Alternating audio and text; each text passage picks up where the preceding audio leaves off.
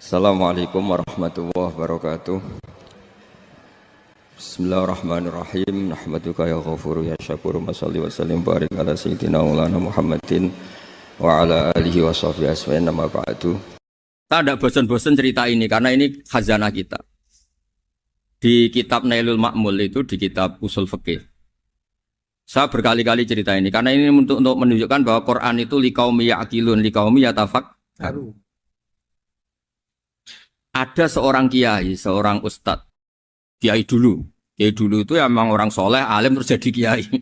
Kalau kiai sekarang tuh macam-macam, nganggur terus ingin jadi kiai, terus daftar gitu. Ada lowongan di yayasan, masuk ingin jadi ustadz, karena dengar ada gajinya. Dulu tuh udah ada seperti itu udah. Makanya dulu tuh kalau ustadz kiai pasti soleh karena dia alim terus ingin orang lain tuh mendapat ilmunya. Kalau sekarang nggak ada yayasan sehat, guru gajinya sekian. Yang nggak ingin jadi ustadz tuh daftar. Karena ada gaji. Apalagi ada kabar, ada gaji, ada mes, ada... Wah, yang daftar banyak. Tapi mentalnya ada kiai sebetulnya. Ya kalau sampean tanya itu baik dah Gus. Ya setengah baik. Ya maksudnya setengah baik, ya ada baik. Ngajar itu kan baik. Tapi setengah saja karena motifnya itu nyari gaji, bukan ingin mencerdaskan umatnya Rasulullah SAW. Itu Imam Amudi itu guru matematika. Saya nggak bosan-bosan cerita ini. Guru matematika. Muridnya sampai takut, ini masuk surga ndak? Kiai kok ndak ngajarin istighosa atau tahlil, malah ngajarin apa? Matematika. Beliau meninggal terus muridnya tanya, ma fa'alallahu bik, kira-kira gitu. Apa yang dilakukan Allah? Allah nyambut Anda gimana? Terus kata Imam Amudi, bagus saya disuruh ngajar malaikat. Karena malaikat kan tidak pernah kayak anak bagi gini ngaji gini. Malaikat itu tidak pernah ngaji, dia iman saja karena tahu surga, tahu neraka terus iman gitu aja. Jadi imannya malaikat itu nggak keren kita. Imannya loh ya. Loh itu yang ngendikan Nabi loh, tidak saya. Nabi pernah tanya sama sahabat, iman yang paling keren siapa? Jawabannya sahabat malaikat. Ya enggak, karuan malaikat iman. Dia yang tahu surga neraka, tahu segalanya, masa ada imannya? Pasti iman lah katanya. Terus ya para sahabat engkau iman ya wajar kan menangi saya, nemuin saya. Yang hebat itu orang-orang yang tidak melihat saya, tidak saya didik tapi tetap iman. Karena dididik akal, ya tadi dididik Quran, apa dididik Quran. Sama siapa? Teks bahasa Arabnya masa enggak? Terus Imam Amudi kata Allah, suruh dia ngajarin para malaikat cara menemukan saya. Malaikat dikumpulin terus Imam Amudi disuruh ngajar. Sama singkat kata-katanya Allah di mimpi itu. Istadilla ala wahdaniyati. Bihadrati malaikati. Tolong ajarkan cara menemukan saya padahal Anda ini manusia yang tidak melihat saya. Anda di Jakarta kan lihatnya gedung-gedung. Paling jadi khayal terus nikmat lah Anda ikut punya tapi ikut nikmati. Orang desa-desa kalau ke Jakarta itu pokrol. Wah di Jakarta itu gedungnya tinggi-tinggi, tidak kayak kampung sini. Lu udah ikut punya, ikut bangga. Di Jakarta orangnya cantik-cantik, tidak kayak orang sini. Padahal dia ya dapat orang cantik gitu.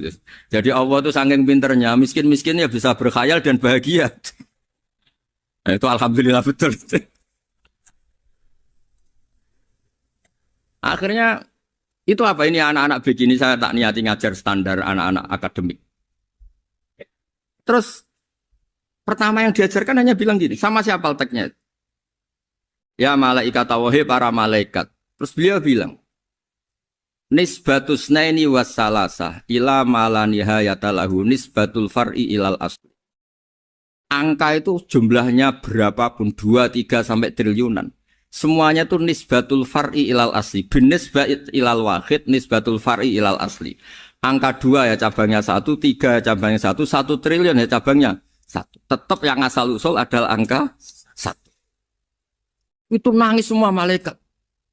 Cara Jawa itu mandekman kue iman kaya imanku. Makanya imannya umatur Rasulullah SAW itu PD-nya, yakinnya kayak imannya malaikat. Kalau Tuhan itu 1. Karena angka agak bisa dimulai kecuali dengan angka 1. Makanya nisbatus naini wassalasah ila malani hayatalahu iku nisbatul far'i ilal asli.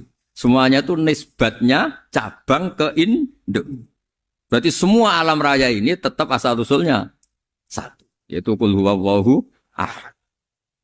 Nah, itu namanya akal.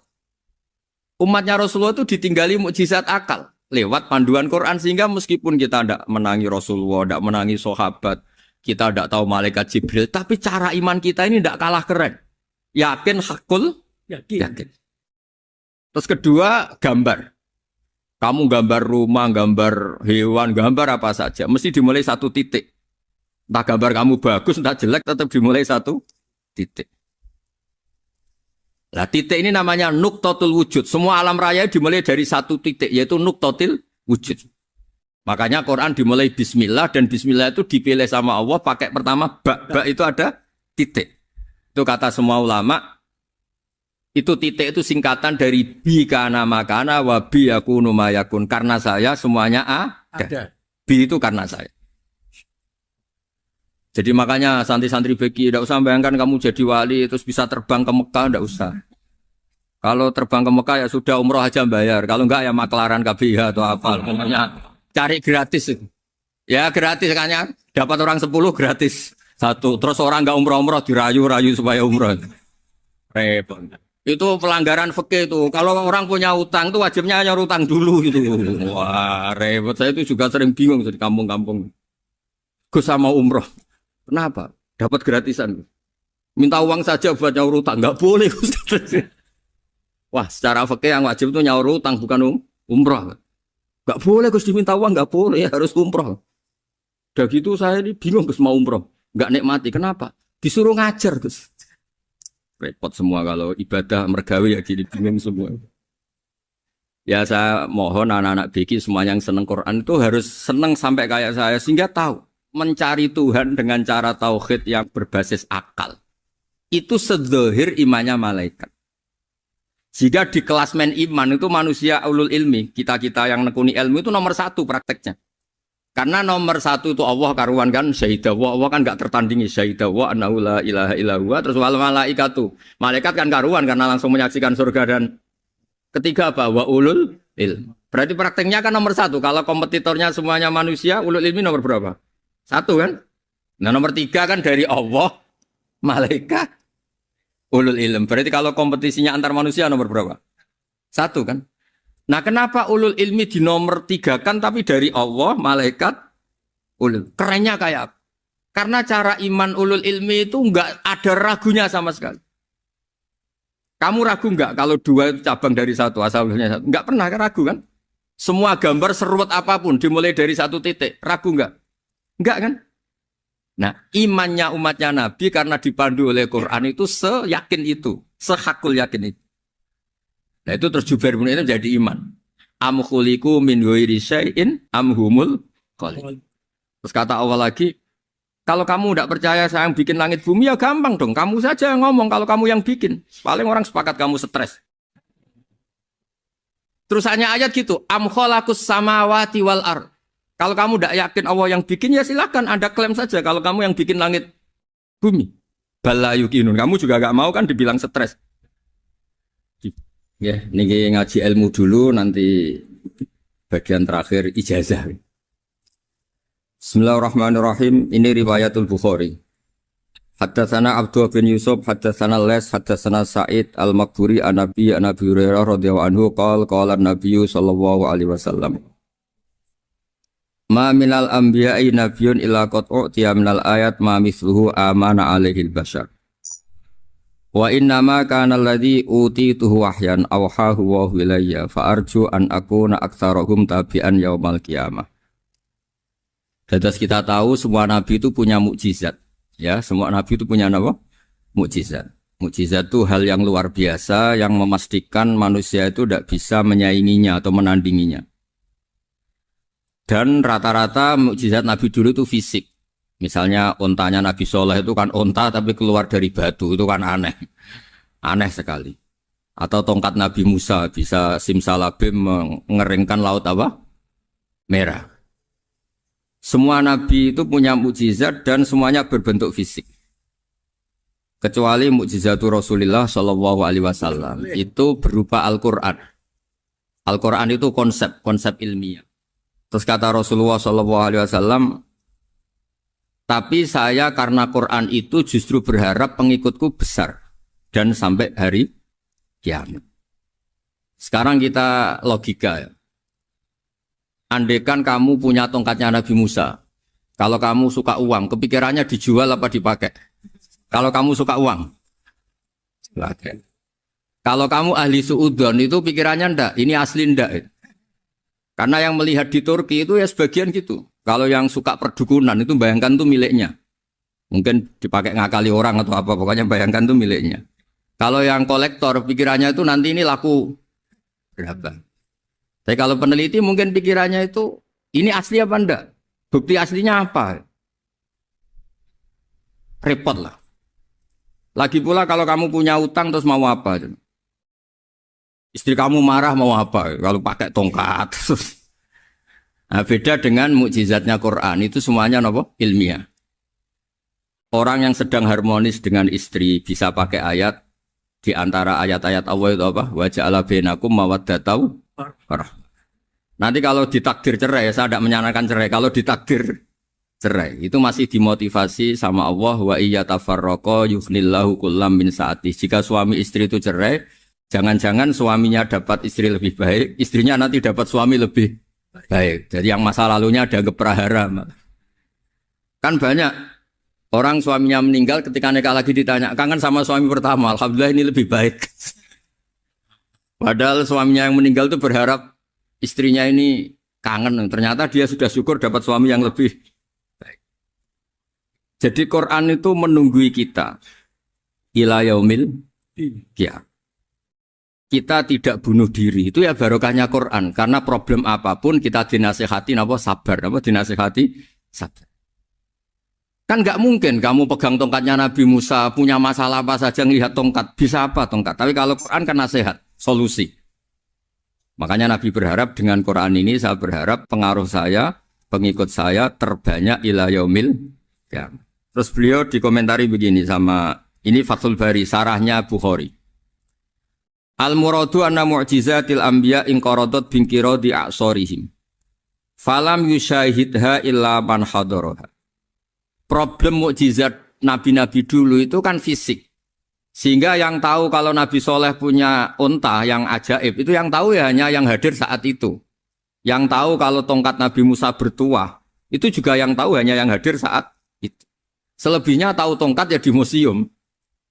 Tapi kalau Quran menjadi solusi, menjadi panduan, menjadi pegangan itu ila yaumil qiyamah. Kita beri contoh ya Quran panduan yang paling gampang misalnya begini. Dulu ini cerita ya. Dulu itu ada orang kafir cerdas namanya Jubair bin Mut'im. Itu saking pinternya dia, pinter juga tokoh. Itu sebagai delegasi pembebasan Asra Badrin. Jadi tawanan-tawanan perang Badar itu mulai dulu ya ada negosiasi mau dibebaskan. Terus orang-orang kafir ini menugaskan namanya Jubair bin siapa? Mut'im. Ini ada di Bukhari. Karena ini ngaji di Jakarta. Kalau orang nggak tahu hadis juga tanya ini sahih enggak gitu. Wong nggak tahu kok tanya itu aneh. Padahal kalau dibodoni itu ya nggak tahu. Tapi ya tetap tanya hadisnya ini sahih enggak. Ini kata kiai apa kata nabi ini ya. Memangnya kata nabi kamu dengar kan ya lewat kiai. Emang. Setelah itu Jubair itu datang ke Medina. Dengerin, datang ke mana? Madinah. Kemudian dengar Nabi baca Wattur pas sholat maghrib. Jubair karena Nabi dulu gak ada hotel, gak ada pondok ya. Pondoknya Nabi hanya sufah itu. Nabi baca maghrib, bukan diskusi, bukan debat. Baca Wattur wa kitabim mastur firrokim mansur wal baitil ma'mur wasaqufil marfu wal bakhril masjur. Terus. Kemudian sampai pada titik ayat am khuliqu min ghairi syai'in. Masa manusia atau alam raya yang maujudat, yang nyata, yang wujud nyata. Kemudian asal-usulnya itu ketiadaan. Ini kan hadhil alam maujud. Alam ini kan nyata. Masa sesuatu yang nyata, penciptanya itu tidak nyata. Jadi nggak mungkin ada faham nihilisme. Kalau faham nihilisme berarti melahirkan teori begini. Al-adamu yakhluqu maujudan. Sesuatu yang tidak ada, menciptakan yang... Itu kan akal nggak bisa nerima. Kalau sesuatu ini ada, penciptanya pasti ada. Terus Akhirnya Jubair bin Mut'im itu simpuh di depan Rasulullah terus bilang, "Ya Muhammad, kada qalbi ayatir." Hampir saja hati saya terbang. Kalau riwayatnya Imam Ahmad, faka'an nama sudi qalbi, hati saya dihancur. Semua teori yang saya bawa untuk ngelawan kamu sekarang luluh semua, hancur semua. Yang benar adalah teori Anda bahwa Tuhan itu satu dan Tuhan itu ada sebelum semua makhluk. Coba kalau Nabi Muhammad ada Jubair bin Mut'im terus menyembunyikan tongkat dekat mihrab, terus dilihat ini apa? Paling pikirannya ini dari kayu apa? Terus yang bentuk tongkat itu tukang pemahatnya siapa? Kok kurang keren kalau di Blitur gimana ya? Kan malah panjang. Kira-kira kalau mukjizat itu dari tongkat itu malah panjang. Panjang lah pokoknya panjang. Lagi pula kamu coba kan nggak ngarah mandi, itu yang mandi kan nabinya bukan tongkatnya. Coba tongkatnya Nabi Musa coba anak-anak beki itu. Dipakai mukul kucing aja tidak mesti mati itu. Jadi nggak jelas mukjizat-mukjizat seperti itu nggak. Tapi kalau Quran menunggui sampai saking hebatnya Quran, teori rasionalitas soal kampanye di mana-mana. Tingkat validitas, tingkat kebenaran Quran itu bahkan bisa diuji tanpa membuktikan. Tanpa apa? Cukup pakai akal. Ya terus saya teruskan. Fala yamurru terus al-murad anna mu'jizatil anbiya in qaradat binqidari a'sam wa mu'jizatul Qur'an mustamirratun ila yaumil qiyamah.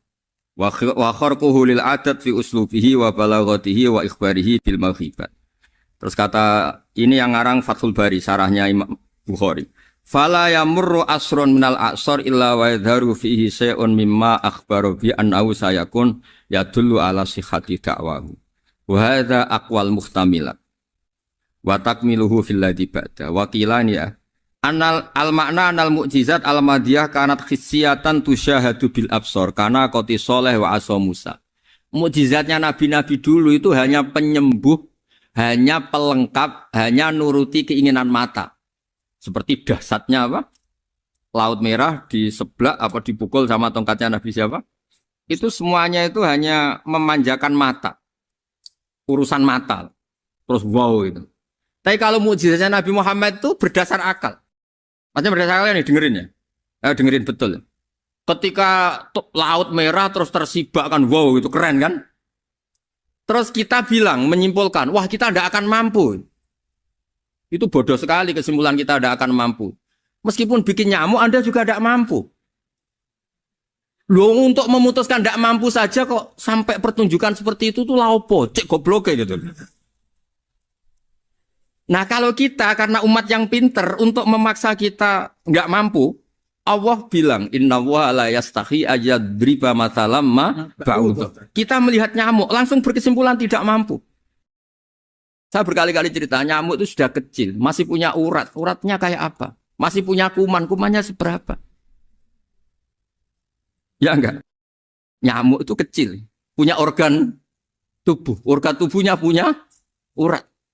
Itu kalau kamu pinter, antara tongkatnya Nabi Musa menyibak Laut Merah sama nyamuk itu sama-sama berkesimpulan melahirkan satu faham bahwa kita tidak mampu.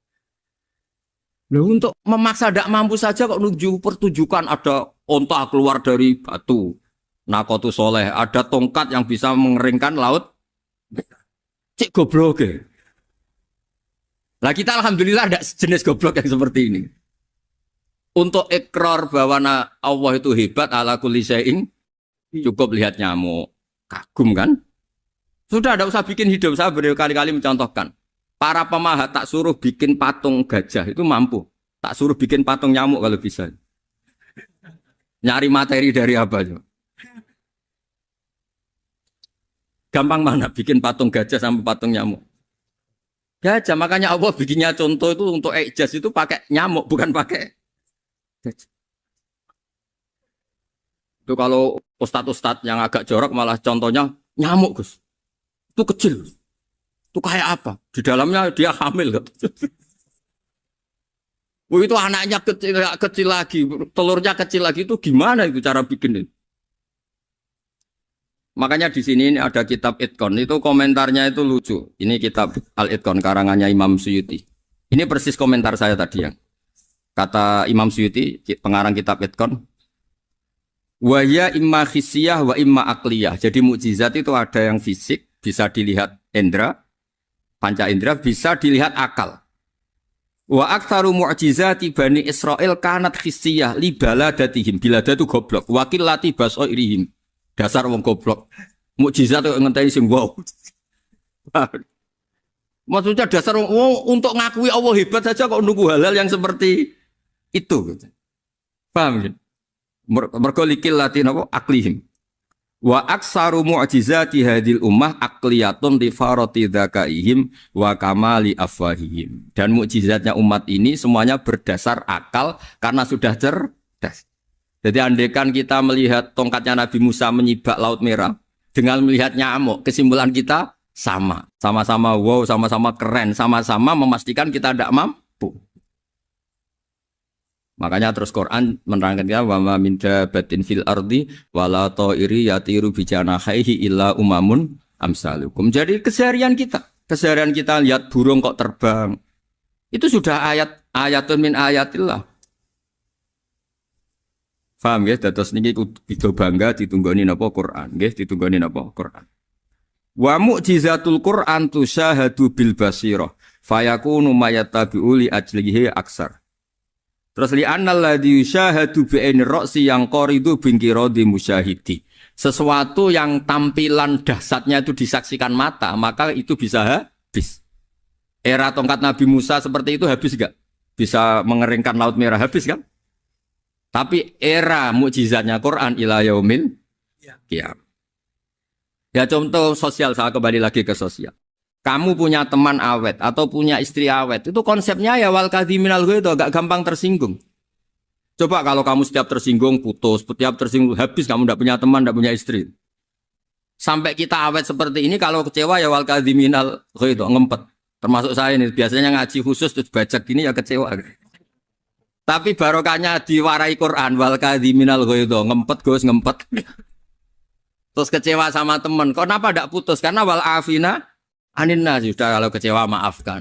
Coba kalau kita kecewa presiden demo, kecewa menteri demo, kecewa orang tua minggat. Ya kalau dicari, kalau tidak kan malu.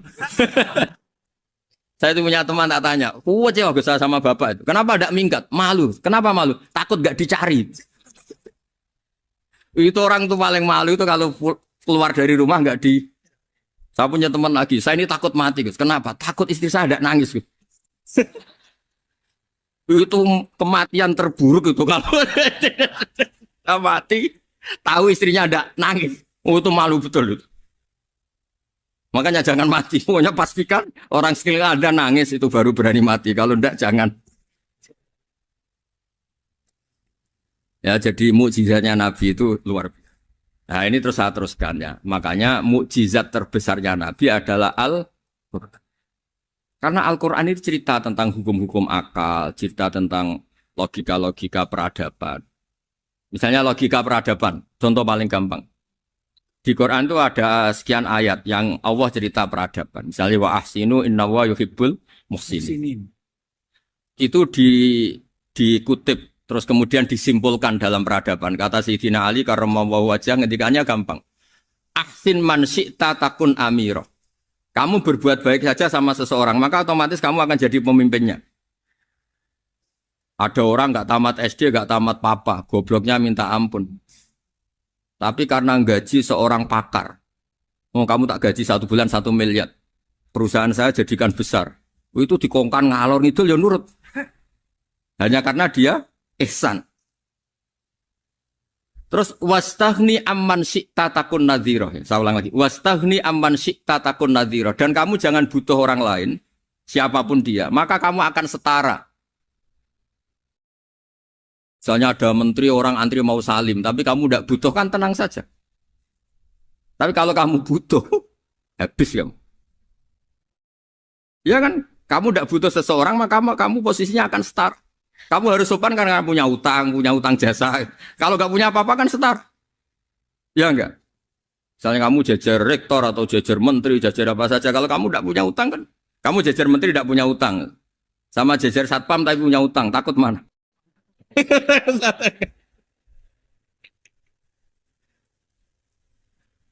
Kalau butuh itu mesti kalah kan? Ada pejabat misalnya nggak begitu cantik sama perempuan cantik yang kamu butuh ingin dicintai, takut mak. Padahal nggak jelas orang ini pangkatnya apa.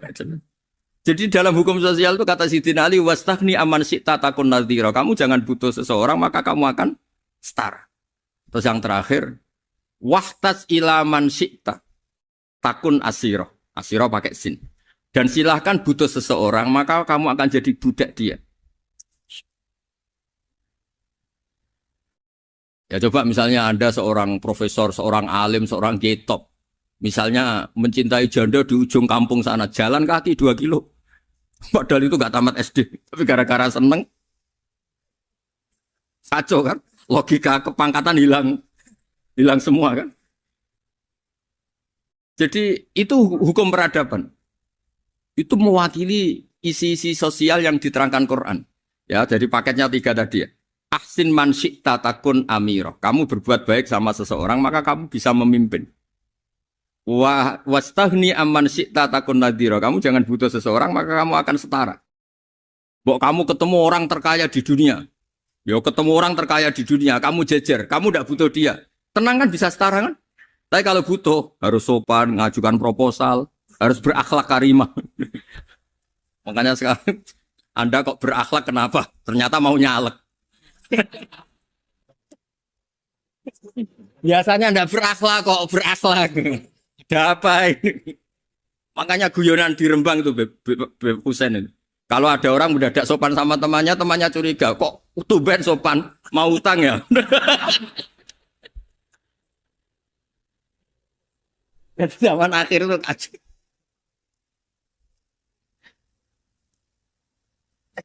Ya di semua daerah gitu ya sama Pak Rektor ya. Kalau ada teman biasanya nggak sopan kok sopan, itu temannya curiga. Ini Pak Rektor UI ikut kaji. Kok tumben sopan? Ada apa ya? Karena di mana-mana orang butuh itu pasti beretika. Kamu punya teman paling berdua. Kalau mau utang berakhlak gak? Atau misalnya kamu punya adik cantik terus punya teman berdua. Kalau cinta adik kamu berakhlak gak? Biasanya nggak sama sekali nggak berakhlak. Gara-gara butuh menjadi berakhlak. Ya jadi hukum sosial itu ya kuncinya 3 tadi. Ahsin man syi'ta takun amiro. Wastahni amman syi'ta takun nadhiro. Terus wahtas ila man syi'ta takun asiro. Kalau kamu butuh seseorang pasti kamu dibikin hina. Asir itu tawanan. Nah, Quran itu bicara sosial itu lengkap. Dan itu yang nunggui kita. Kita punya tetangga yang kurang baik, ya seneng. Punya tetangga baik, ya seneng. Kata Imam Syafi'i, saya berkali-kali cerita. Kok seneng semua Imam Syafi'i? Ya bagus lah. Kalau yang seneng saya enak lah. Dijak jagongan, dijak ngopi enak. Yang nggak seneng saya, gak ngarah utang. Uang itu nak, kamu punya tetangga gak seneng kamu. Aman kan? Aman. Gak akan pinjem uang kan? Pinjem mobil. Uang gak seneng kok. Makanya Imam Syafi'i itu kalau ngedikan luar Syafi'i, diceritain orang. Ya Aba Abdillah bagiannya. Ya Aba Abdillah orang itu gak seneng kau. Bagus lah. Loh kenapa bagus? Waman asa'a ilaika faqad atlaqaka. Orang yang gak seneng kamu maka membebaskan kamu. Gak akan pinjam uang, pinjam mobil, gak akan ganggu waktu kamu kan gak seneng. Justru yang seneng-senengi masalah pinjam terus. Imam Syafi'i itu orang yang anggap dunia itu selesai. Ada yang cerita, ya Aba Abdillah, orang yang tadi cium tangan engkau, yang hormat engkau, di luar maki-maki engkau, ngerasain engkau, ngata-ngatain engkau. Ya bagus lah. Kok bagus gimana? Berarti saya wibawa, depan saya tidak berani. Berarti saya wibawa, di depan saya tidak berani. Berarti itu makomnya sudah kulillah, sumadarhum fi khawdihim, yal'abun, sudah dunia itu selesai, sudah agak penting semua. Nah itu kalau kamu anak-anak beki ahli Quran, sudah ayatnya kulillah, sumadarhum fi khawdihim, yal'abun, sudah lihat Allah saja agak penting, makhluk-makhluk itu. Dah makhluk semua agak penting, sepenting Allah. Nah, kita ini ditunggoni mukjizat seperti itu. Bayangkan misalnya kita ditunggoni tongkatnya Nabi Musa. Saya ngajar di sini terus ini tongkat. Terus nanti yang tanya, Gus itu kayu apa, Gus? Nanti yang kolektor tanya itu harganya berapa, Gus? Ruwet apa? Terus yang ahli suudon itu asli gak, Gus? Wah. Yang ahli suudon kan mesti tanyanya gitu, itu asli enggak, Gus? Repot-repot pokoknya. Tapi kalau Quran kan jelas. Suatu saat ada perdebatan antara Abul Hasan al-Asy'ari. Abul Hasan al-Asy'ari ini tokoh ahli sunnah paling populer dalam ilmu logik. Dia mengatakan orang menemukan Tuhan itu harus lewat logika yang cermat. Tidak boleh taklid, hanya ikut-ikutan. Dia harus menemukan satu argumentasi bahwa Tuhan atau pencipta langit itu ada. Kemudian ada satu problem di mana orang-orang kampung atau orang-orang yang lugu atau orang-orang awam itu tidak bisa ilmu logika, ilmu mantek kalau dalam bahasa pesantren. Kata Abul Hasan al-Asy'ari, itu masih mungkin. Alhasil para ulama ini meneliti ke orang-orang yang lugu, yang di kampung, yang petani, yang lugu sekali. Apa yang mereka temukan? Ternyata mereka punya cara logikanya sendiri untuk menemukan Tuhan, Sang Pencipta. Pernah suatu saat ada seorang petani lugu, biasa menggembala unta, ditanya, Bima araf tarubak, lalu kamu yang petani ini yang hanya ngurusi sawah, ngurusi ladang, dengan cara apa kamu tahu kalau Tuhan itu ada? Si petani tadi marah besar dan dia mengatakan, Al-ba'ratu tadullu alal ba'ir wa asharul aqdam yadullu alal masir. Kata petani tadi, yang namanya ada kotoran unta, pasti ada untanya. Yang namanya ada jejak kaki, pasti ada yang barusan lewat. Artinya kalau ada makhluk, pasti ada pencipta. Ini logika awam yang mudah. Kita tidak mungkin mengatakan bumi ini pencipta, mengatakan matahari pencipta. Kelihatan sekali kebendaannya, kelihatan sekali bahwa bumi matahari tidak punya ikhtiar, tidak punya kekuatan. Kelihatan sekali sifat-sifat kemakhlukannya. Jika benda-benda ini karuan makhluk, pasti menunjukkan bahwa ada penciptanya, ada khalik. Bismillahirrahmanirrahim. Alhamdulillahirabbil alamin wassalatu wassalamu ala asyrafil mursalin sayyidina Maulana Muhammadin wa ala alihi washabihi ajmain. Amma ba'du. Berikut sebagai mukaddimah bahwa Profesor Zaini Tahlan berkeinginan UII punya tafsir dan terjemah sendiri. Lewat proses yang panjang dan melibatkan tim, di antaranya saya, terbitlah tafsir versi UII juga terjemah versi UII. Di antara ciri khas terjemahan UII adalah bahwa bahasa Arab yang tentu mengandung kesusastraan Arab, balaghah, kemudian ditransfer untuk pembaca Indonesia. Sehingga di antara ciri khas terjemahan UII adalah dengan rasa Indonesia dan tentu tidak merubah makna. Berikut beberapa kutipan yang perlu pemirsa atau pendengar tahu. Al-Quran adalah satu kitab suci yang diturunkan kepada Nabi besar Muhammad SAW. Dan di antara ciri Al-Quran adalah menjelaskan kebenaran secara jelas, secara gamblang. Sebagaimana firman Allah, bahwa Rasul adalah Rasulun minallah yatlu suhufam mutahharah. Rasulullah diutus oleh Allah Subhanahu wa taala ketika penduduk Makkah sangat-sangat jauh dari kebenaran. Mereka adalah penyembah berhala yang dikira sebagai Tuhan, dan jumlahnya Tuhan-Tuhan itu banyak sekali. Suatu saat Rasulullah mendakwahkan bahwa Tuhan itu satu dan harus satu. Tapi kata mereka, kenapa Muhammad menjadikan Tuhan satu? Padahal urusan kita banyak, problem kita banyak. Harusnya Tuhan itu juga banyak. Ini yang diceritakan dalam surat Shad, Aja'alal alihata ilaha wahida inna hadza lasyai'un ujab. Bagaimana mungkin urusan kita yang banyak, yang harusnya butuh Tuhan banyak, kemudian menjadi hanya Tuhan satu. Lalu Rasulullah dengan sabar, dengan telaten memberi penjelasan. Dan ini yang disebut al-bayyinah, penjelasan yang sangat jelas, sangat gamblang, sangat rasional. Kata Rasulullah dalam sebuah hadis yang diriwayatkan dalam Musnad Ahmad, tagnya begini, orang-orang yang menyembah selain Allah, itu ibarat kama sali rojulin istaro abdan min kholisi malih biwarikin au dhahabin. Faja'ala ya'malu, mereka mau bekerja tapi wayu'ti ghullatahu ila ghairi sayyidi. Fa'ayyukum sarrohu ayyakuna abduhu kadzalik. Nabi lalu kemudian bikin analogi.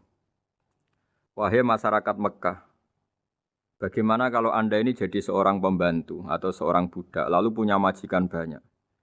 Dan semua majikan Anda ini punya perintah yang beda-beda, punya selera yang beda-beda. Semuanya atasan Anda, semuanya majikan Anda. Apa Anda senang punya majikan yang banyak? Lalu mereka bilang, wah susah Muhammad kalau kita punya majikan banyak. Tuhan kamu adalah majikan kamu.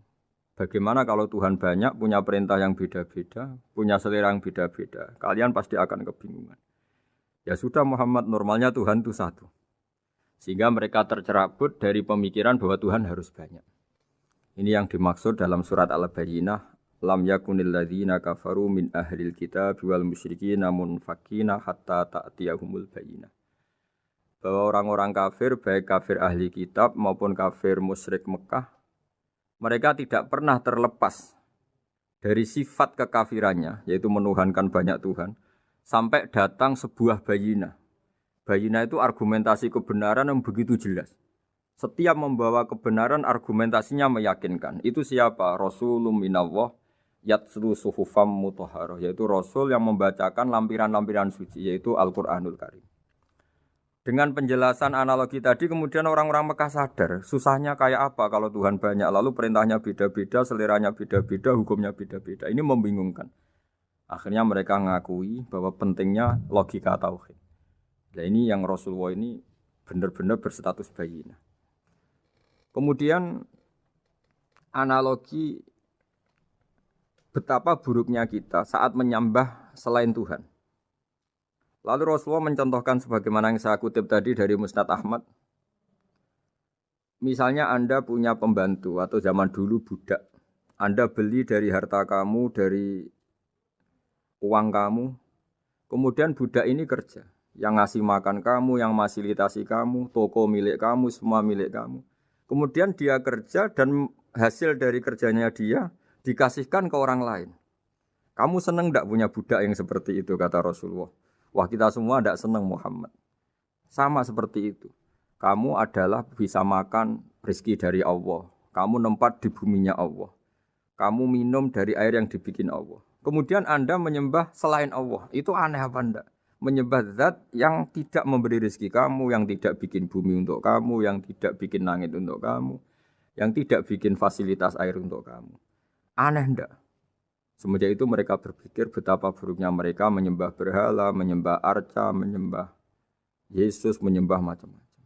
Nah ini yang disebut Rasulullah adalah orang yang benar-benar bayinah. Ketika melontarkan kebenaran, benar-benar jelas sehingga diterima secara akal yang sehat. Karena semua akal yang sehat akan menerima agama ini disebut fitratallahi fatarana salihah. Bahwa agama ini agama fitrah. Orang yang normal, yang cara berpikir normal pasti menerima agama ini. Nah, UII dengan terjemahan ini dan dengan tafsir ini ingin memberi penjelasan simbol-simbol yang ada di beberapa surat. Di antara lagi yang di bab muamalat. Betapa Rasulullah itu punya logika yang benar-benar mudah diterima. Dulu orang Arab dalam bab muamalat jual beli biasa menjual kurma masih kecil, masih belum jelas jadi kurma yang baik apa enggak. Kalau istilah orang Jawa masih pentil ini. Kalau bahasa Arab qobla buduwi solahiha. Calon buahnya itu belum pasti jadi buah. Kemudian masih bunga, masih apa sudah dijual. Dengan transaksi asumsi harga andekan sudah jadi kurma. Kalau dalam Jawa mungkin jual mangga sebelum tua masih pentil, masih kecil. Lalu kata Rasulullah, kamu jangan melakukan itu. Kenapa ya Rasulullah padahal kita butuh uang? Kata Nabi, Ara'aitum in mana Allahu as-samra fa bima yastakhillu ahadukum mala akhi. Bagaimana kalau buah-buah yang masih kecil itu kemudian berguguran karena satu musim atau karena apa? Lalu kamu mendapat uang itu atas nama apa?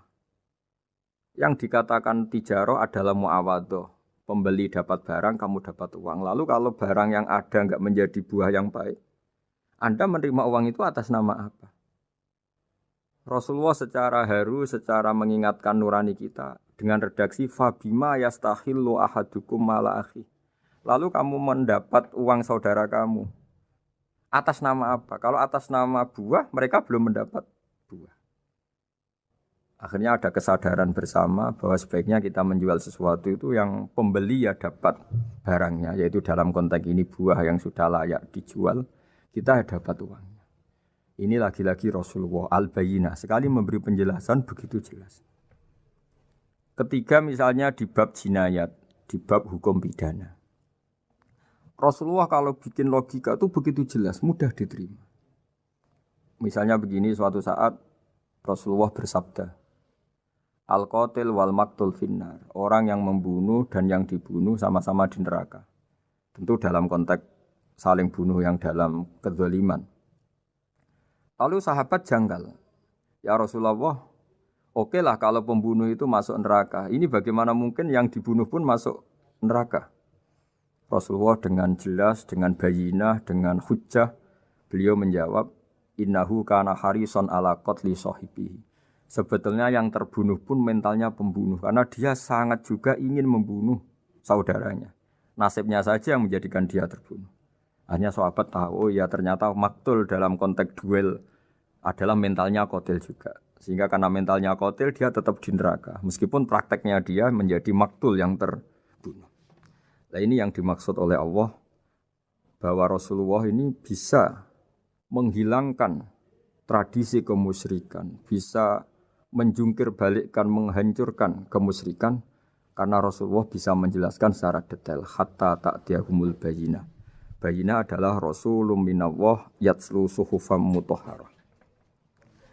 Jadi ini yang insyaallah sebagai kajian kita bahwa kita butuh sekian penjelasan untuk mengenang dan membuktikan bahwa Rasulullah adalah benar-benar al-bayyinah. Dari sekian contoh tadi, pendengar bisa tahu betapa agama ini mudah diterima oleh akal.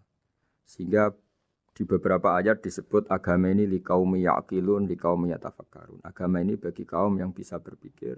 Agama ini bagi kaum yang mau berangan-angan. Dulu untuk menghilangkan kemusyrikan dengan logika kafir Mekah bahwa urusan kita banyak, harus Tuhan banyak. Itu panjang sekali.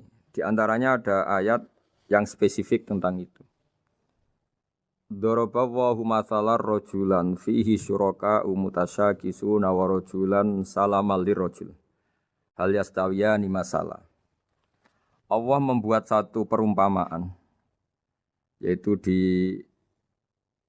surat Daraballahu mathalan rajulan fihi syuraka di surat Zumar ayat 29.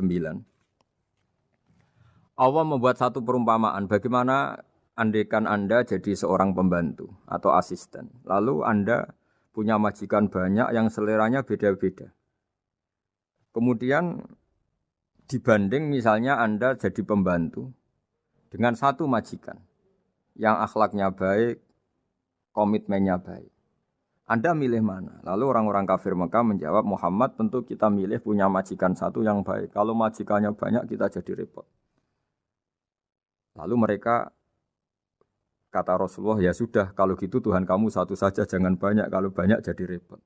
Terus mereka baru tersadar bahwa menuhankan Tuhan banyak itu salah dan resikonya lebih banyak. Ini disebut munfakina hatta ta'tiyahumul bayyinah. Mereka orang-orang musyrik enggak mau tercerabut dari akar kemusyrikannya sampai datang al-bayyinah. Sebuah bukti kebenaran yang begitu jelas, begitu nyata. Siapa kebenaran itu? Rasulun minallah yatslu suhufam mutahharah. Yaitu Rasulnya Allah yang membaca lampiran-lampiran suci. Lampiran-lampiran suci ini dalam bahasa Arab diikutkan wazan isim maf'ul disebut mushaf. Makanya kitab suci ini ditulis di sohifah. Kalau dalam bahasa Arab lampiran itu sohifah dijamakkan kata jamaknya suhuf. Kemudian ketika dicetak, dijilid disebut mushaf.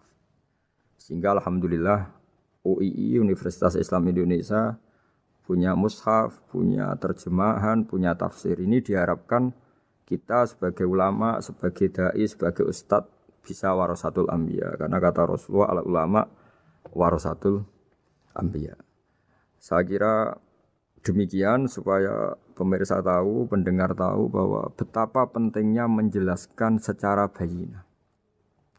Ini penting sekali karena sekarang pikiran di dunia itu macam-macam dan kita butuh energi untuk mengungkap lagi intisari-intisari dari sesuatu yang digulirkan atau dibahas Al-Qur'anul Karim. Sehingga Al-Qur'an ini benar-benar jadi ibrah, jadi teladan bagi kita semua. Jangan sampai karena kita lupa mengkaji Al-Qur'an sehingga hukum-hukum Al-Qur'an menjadi mandek. Kita harus terus mensosialisasikan supaya Qur'an ini hidup. Caranya gimana? Masyarakat dirangsang supaya tahu al-bayyinah. Contoh yang terakhir sebelum menutup perjumpaan kali ini, misalnya dulu orang kafir Mekah itu janggal. Karena mereka juga punya kajian bahwa Nabi itu bersyarat harus turunan dari bangsa Israel. Karena semua Nabi itu pasti turunan Nabi Ibrahim. Yaitu Nabi Ibrahim punya anak yang bernama Ishak. Ishak punya anak yang bernama Yakub.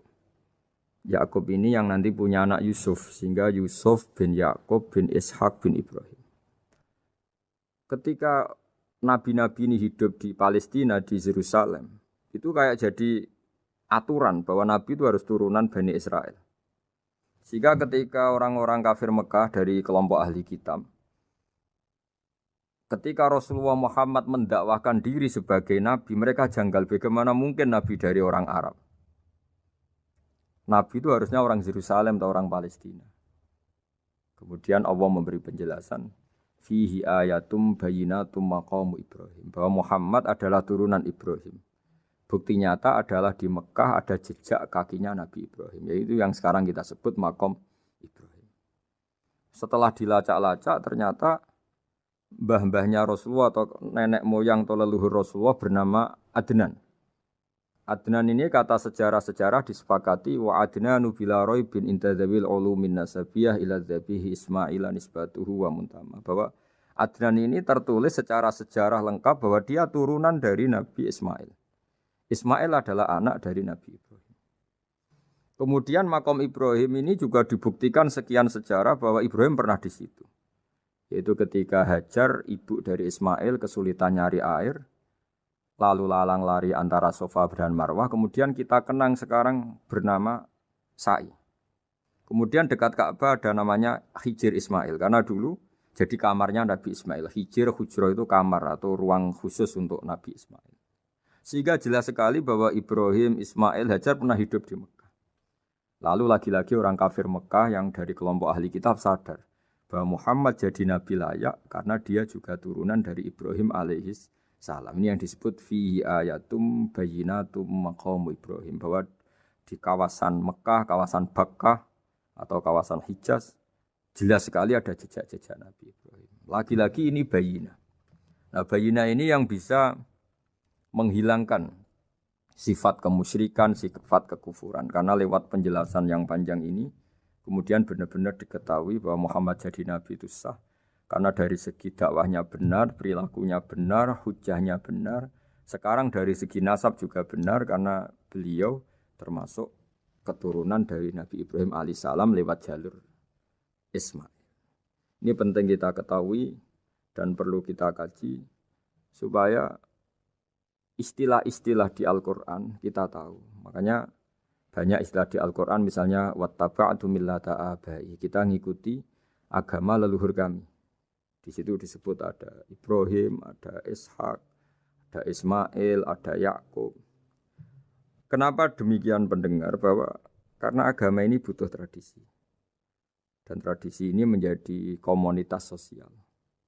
Sehingga ketika tradisi ini sudah mantap, insya Allah lewat kebenaran agama ini akan menyingkirkan kemusyrikan. Contoh paling mudah begini, Nabi itu melarang orang menyembah batu. Tapi kemudian dalam tradisi Islam sendiri ada orang sholat kemudian sujud. Yang secara zahir sujud itu mencium batu atau mencium masjid tempat kita sujud. Apalagi kita mencium Hajar Aswad. Secara kasat mata seakan-akan kita ini menghormati betul Hajar Aswad. Sehingga orang kafir mencibir. Muhammad itu aneh.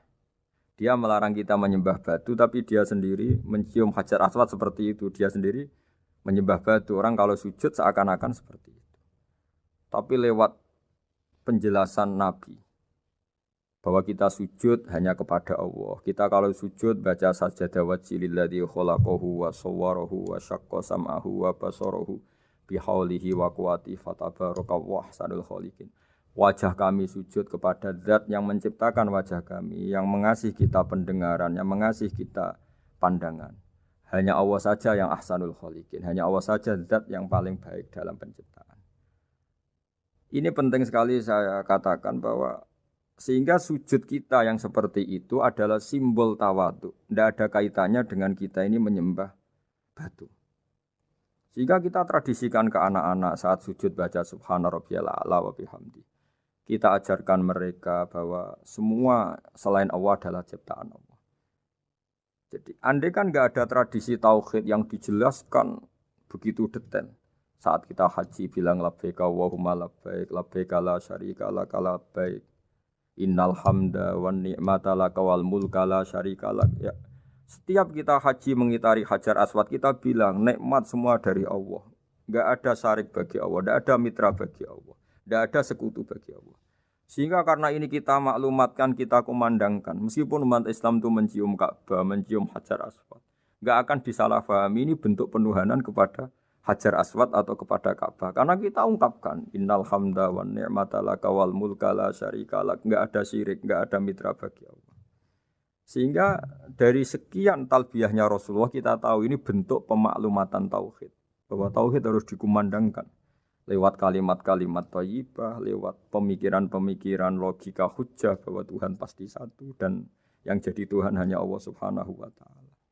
Karena andekan ini tidak dikumandangkan, kemudian ada ritual yang secara lahir kasat mata nyium Hajar Aswad. Nanti seperti tuduhannya orang kafir bahwa Islam itu aneh, melarang menyembah batu, tapi nyatanya ada ritual mencium batu. Sebab itu tidak menjadi aneh ketika Imam Bukhari termasuk rawi besar, termasuk hadis sahih yang meriwayatkan Sayyidina Umar atau Umar radhiyallahu anhu. Itu setiap mencium Hajar Aswad beliau berkomentar, saya tahu betul kamu hanya batu. La tadurru wa la tanfa. Tidak memberi madarat, tidak memberi manfaat. Kalau saja saya tidak melihat Rasulullah mencium kamu, maka saya tidak mau mencium kamu.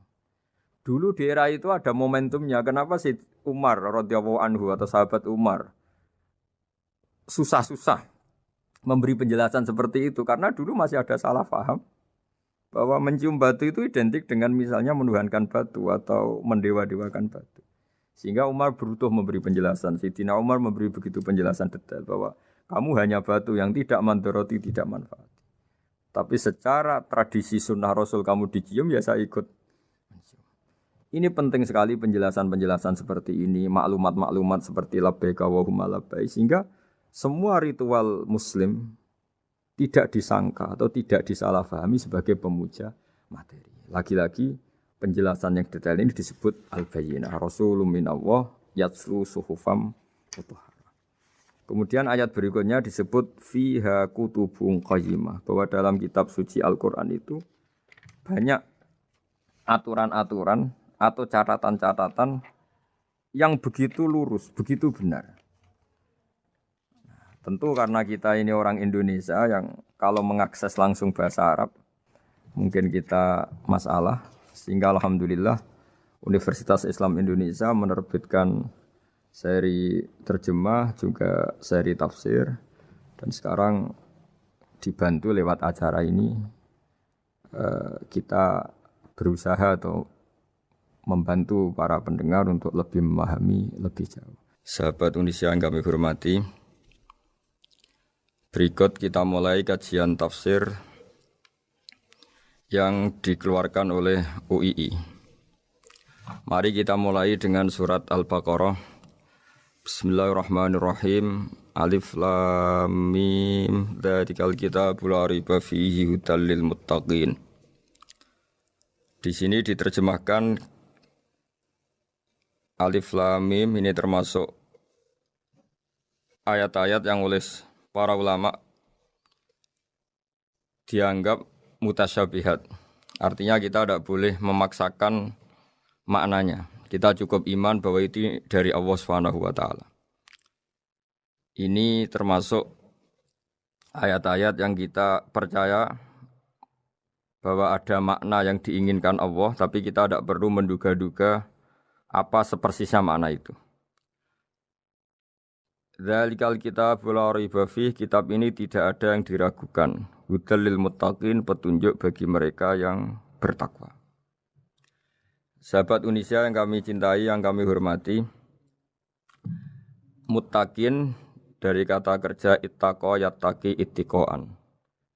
Maknanya adalah menjaga diri. Ada 3 kelas muttaqin dalam terminologi para ulama, istilah yang dikeluarkan para ulama. 1, muttaqin orang yang menghindari perilaku syirik atau perilaku kekafiran. Sehingga menurut para ulama, apapun faseknya seorang mukmin, apapun kelirunya orang mukmin, misalnya pernah mencuri, pernah korupsi, pernah apa saja, masih dianggap mukmin karena dia masih bertauhid la ilaha illallah Muhammadur Rasulullah. Ini muttaqin yang paling kelas pokok, kelas bawah. Kemudian ada muttaqin kelas kedua, yaitu mereka yang menghindari dosa besar tapi tidak bisa menghindari dosa kecil. Misalnya bisa menghindari dosa zina, tapi dia bisa menghindari dosa melihat perempuan yang bukan mahramnya, yang bukan halal bagi dia. Ketiga muttaqin paling ideal yaitu menghindari dosa besar, juga menghindari dosa kecil, bahkan menghindari sesuatu yang tidak penting. Ini yang dalam terminologi ulama disebut para wali atau para ulama, yaitu yang dalam ayat ala inna awliya Allahi la khaufun alaihim wa lahum yahzanun. Ini penting kami jelaskan kelas-kelas muttaqin supaya bahwa mukmin tidak pernah keluar dari status iman meskipun dia pernah melakukan satu kesalahan besar. Karena yang dikatakan mukmin adalah siapapun yang meyakini kebenaran risalah Muhammad.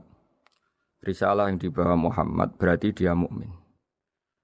Soal dia melakukan dosa atau apa saja itu menjadikan dia fasik tapi tidak keluar dari status mukmin. Ini yang dimaksud dalam sebuah hadis, man qala la ilaha illallah dakhalal jannah. Siapapun yang pernah melafadzkan la ilaha illallah iman, maka dia pasti nanti masuk surga. Kemudian ada beberapa pertanyaan dari para sahabat dengan masa lalu orang itu yang macam-macam, Nabi tetap menjawab meskipun dengan masa lalu yang macam-macam. Sebab itu perlu dikaji serius, sebagaimana ada yang ditafsir Sawi bahwa muttaqin itu dari kata kerja ittaqa yattaqi ittiqaan atau ittaqa yattaqi taqwan. Ini maknanya orang yang menjaga diri. Tentu menjaga diri ini ada yang kelas premium, kelas sempurna. Jadi sesuatu apa saja yang bahaya kita jaga, termasuk dosa kecil, melakukan hal yang tidak penting. Ada orang mukmin yang hanya bisa menjaga dari dosa kekafiran, dosa kemusyrikan. Ini pun dengan segala kesalahannya masih ada kemungkinan dimaafkan Allah. Karena Allah pernah berfirman, innallaha la yaghfiru ayyushraka bihi wa yaghfiru ma duna dzalika liman yasha. Allah tidak akan memaafkan dosa syirik, tapi Allah masih bisa memaafkan atau masih berkenan memaafkan dosa di luar syirik. Kemudian yang perlu dimengerti oleh sahabat Unisia adalah makna la raiba fihi. Ini yang perlu kami ungkap, bahwa Al-Quran ini tidak ada keraguan padanya. Tidak ada keraguan ini yang mudah kita teliti karena kita orang Indonesia, mungkin rasa-rasa sastra Arab enggak kental. Mari kita teliti dari segi makna, karena makna ini rasa dan rasa itu universal. Begini misalnya, dulu orang-orang kafir Mekah karena mereka penyembah berhala, penyembah Tuhan-Tuhan yang banyak, itu memprotes. Mereka memanggil tentu masih Muhammad, belum ya Rasulullah. Muhammad, kamu mengajak ke Tuhan berapa? Rasulullah menjawab, ke Tuhan yang satu. Lalu mereka bertanya, Muhammad urusan kita ini banyak, problem kita banyak. Tuhan banyak saja tidak bisa menyelesaikan, apalagi satu Tuhan. Ini yang diceritakan dalam sebagian ayat disebut, Aja'alal alihata ilaha wahida inna hadza lasyai'un ujab. Bagaimana mungkin Tuhan itu satu? Harusnya Tuhan itu banyak karena urusan kita banyak. Lalu Rasulullah dengan bimbingan Tuhan, bimbingan Allah mendatangi mereka, kemudian Nabi menjelaskan, Tuhan itu adalah ketua kalian, Tuhan itu adalah pimpinan kalian. Bagaimana kalau Anda jadi pembantu kemudian punya majikan banyak, punya penguasa banyak, punya tuan banyak. Kemudian semua tuan-tuan Anda ini memerintahkan Anda dengan perintah yang beda-beda. Apa kalian mau punya majikan atau pimpinan yang banyak? Mereka menjawab tidak, Muhammad. Terus mereka akhirnya sadar bahwa problem Tuhan banyak itu tentu lebih sulit, lebih problem. Karena nanti perintahnya beda-beda, keinginannya beda-beda. Mereka akhirnya tersadarkan bahwa sebaiknya atau seharusnya memang Tuhan itu satu. Jadi Rasulullah SAW menjelaskan logika bertauhid itu dengan sekian variasi, dengan sekian logika. Kemudian Nabi kedua juga menjelaskan logika kompetisi. Kata Nabi yang karena bimbingan Allah diberi satu pengertian. Andai kan Tuhan itu 2 atau 3, kemudian berebut dalam tahta aras atau tahta yang di alam raya ini. Sebagaimana lazimnya para penguasa. Maka pasti ada yang menang, ada yang kalah. Dan yang kalah tentu gak layak sebagai Tuhan. Ini yang disebut wala ala ba'duhum ala ba'd. Tentu kalau Tuhan itu banyak, mereka akan berkompetisi, akan bertarung. Dan pasti pemenangnya ya satu, karena memang layak jadi Tuhan tetap satu. Sadarlah bahwa orang-orang kafir Quraisy, orang-orang kafir saat itu sadar pentingnya bertauhid. Ketiga, Nabi juga menjelaskan tauhid secara ilmu logika. Begini para pendengar. Kalau dalam teori ilmu tauhid yang agak jelimet dijelaskan begini. Jika ada 2 Tuhan, maka alam raya ini enggak menjadi alam. Logikanya adalah 2 Tuhan ini bisa kamu katakan sama-sama kuat. Ketika sama-sama kuat kemudian ingin menciptakan langit. Yang satu ingin menciptakan bumi, yang satu menolak menciptakan bumi misalnya. Atau yang satu ingin menciptakan langit, yang satu menolak ingin menciptakan langit. Kemudian ternyata bumi ini terbukti wujud. Logika awam adalah yang berhasil menciptakan bumi berarti Tuhan. Yang gagal atau kudrohnya gagal, kemampuannya gagal tidak bisa menciptakan bumi, gagal menjadi Tuhan. Ini logika awam. Logika ini pun kita terima. Tapi kalau menurut logika ahli tauhid, ahli pakar-pakar logika, cara berpandangan begini. Ketika Anda mengatakan ada 2 Tuhan yang sama-sama kuat, kemudian terbukti yang satu mampu menciptakan bumi, yang satu tidak. Bahasa Anda mengatakan sama-sama kuat ini sudah batal dari awalnya karena terbukti bahasa Anda salah, sama-sama kuat ternyata yang satu tidak mampu. Sehingga dalam pikiran orang-orang ahli tauhid mengatakan membayangkan Tuhan saja itu enggak kebayang karena turunan kata ini pasti selalu salah. Karena tadi misalnya dikatakan andai kan ada 2 Tuhan, kemudian yang satu mampu menciptakan bumi, yang satu tidak. Padahal Anda tadi bilang sama-sama kuat, ternyata terbukti yang satu tidak kuat. Berarti kata Anda sama-sama kuat ini salah. Ini pula yang diajarkan Rasulullah lewat bimbingan Allah, lewat wahyunya yang disebut Lau kana fihi ma alihatun illallahu la fasadata. Karena kalau ada 2 Tuhan pasti kamu sifati sama-sama kuat. Ternyata sifat sama-sama kuat ini batal demi hukum karena ternyata yang satu tidak mampu menciptakan bumi. Atau kamu sifati 2 Tuhan ini sama-sama lemah. Itu tidak mungkin lagi karena ternyata bumi ini terbukti wujud. Pasti penciptanya ini tidak yang sangat kuasa. Jadi logika-logika tauhid sedemikian dibangun oleh Rasulullah lewat bimbingan Allah Subhanahu wa taala. Logika keempat supaya kita iman dan tambah kuat imannya adalah logika yang mudah dicerna oleh kebanyakan orang atau yang bisa diindra. Begini misalnya dalam sebuah ayat di surat Al-Kahfi, kemudian di awal surat Al-Ahqaf, kemudian di sebagian surat At-Tur, ada penjelasan begini. Ketika Rasulullah mengajak manusia menyembah Allah, kemudian orang-orang kafir tanya, lalu Tuhan kamu siapa Muhammad? Tuhan saya adalah Allah menciptakan langit bumi. Terus mereka berandai-andai, ada Lata, ada Uzza, ada Manat, ada Hubal. Itu Tuhan-Tuhan kami. Terus Rasulullah bertanya, apakah Tuhan-Tuhan yang kamu sembah itu memberi kontribusi saat langit dan bumi diciptakan? Mereka menjawab, tidak Muhammad, itu Tuhan-Tuhan yang kami bikin. Begitu juga asumsi tentang Tuhan-Tuhan yang lain. Apakah Isa ikut menciptakan bumi atau menciptakan langit? Tentu jawabannya tidak. Karena Isa lahir di bumi, orang tahu tanggal lahirnya, tahu tahunnya, dan sebelum ada Isa juga sudah ada bumi. Sehingga untuk menetapkan tauhid, berkali-kali Quran tanya, Amman khalaqas samawati wal ardo, siapa sih yang menciptakan langit bumi? Siapa sih yang menurunkan air dari langit? Siapa yang mengatur ini, itu. Akhirnya mereka menjawab, itu semua Allah Muhammad. Begitu juga kemungkinan setan, misalnya setan itu fisik atau makhluk atau apa saja yang tidak kita lihat. Kemudian setan itu lewat rayuannya, lewat tipu dayanya ingin disembah. Kata Allah menjelaskan ini, ma asyadduhum khalqas samawati wal ardi wala khalqa anfusihim. Kamu tidak perlu takut sama setan atau apalagi menuhankan setan.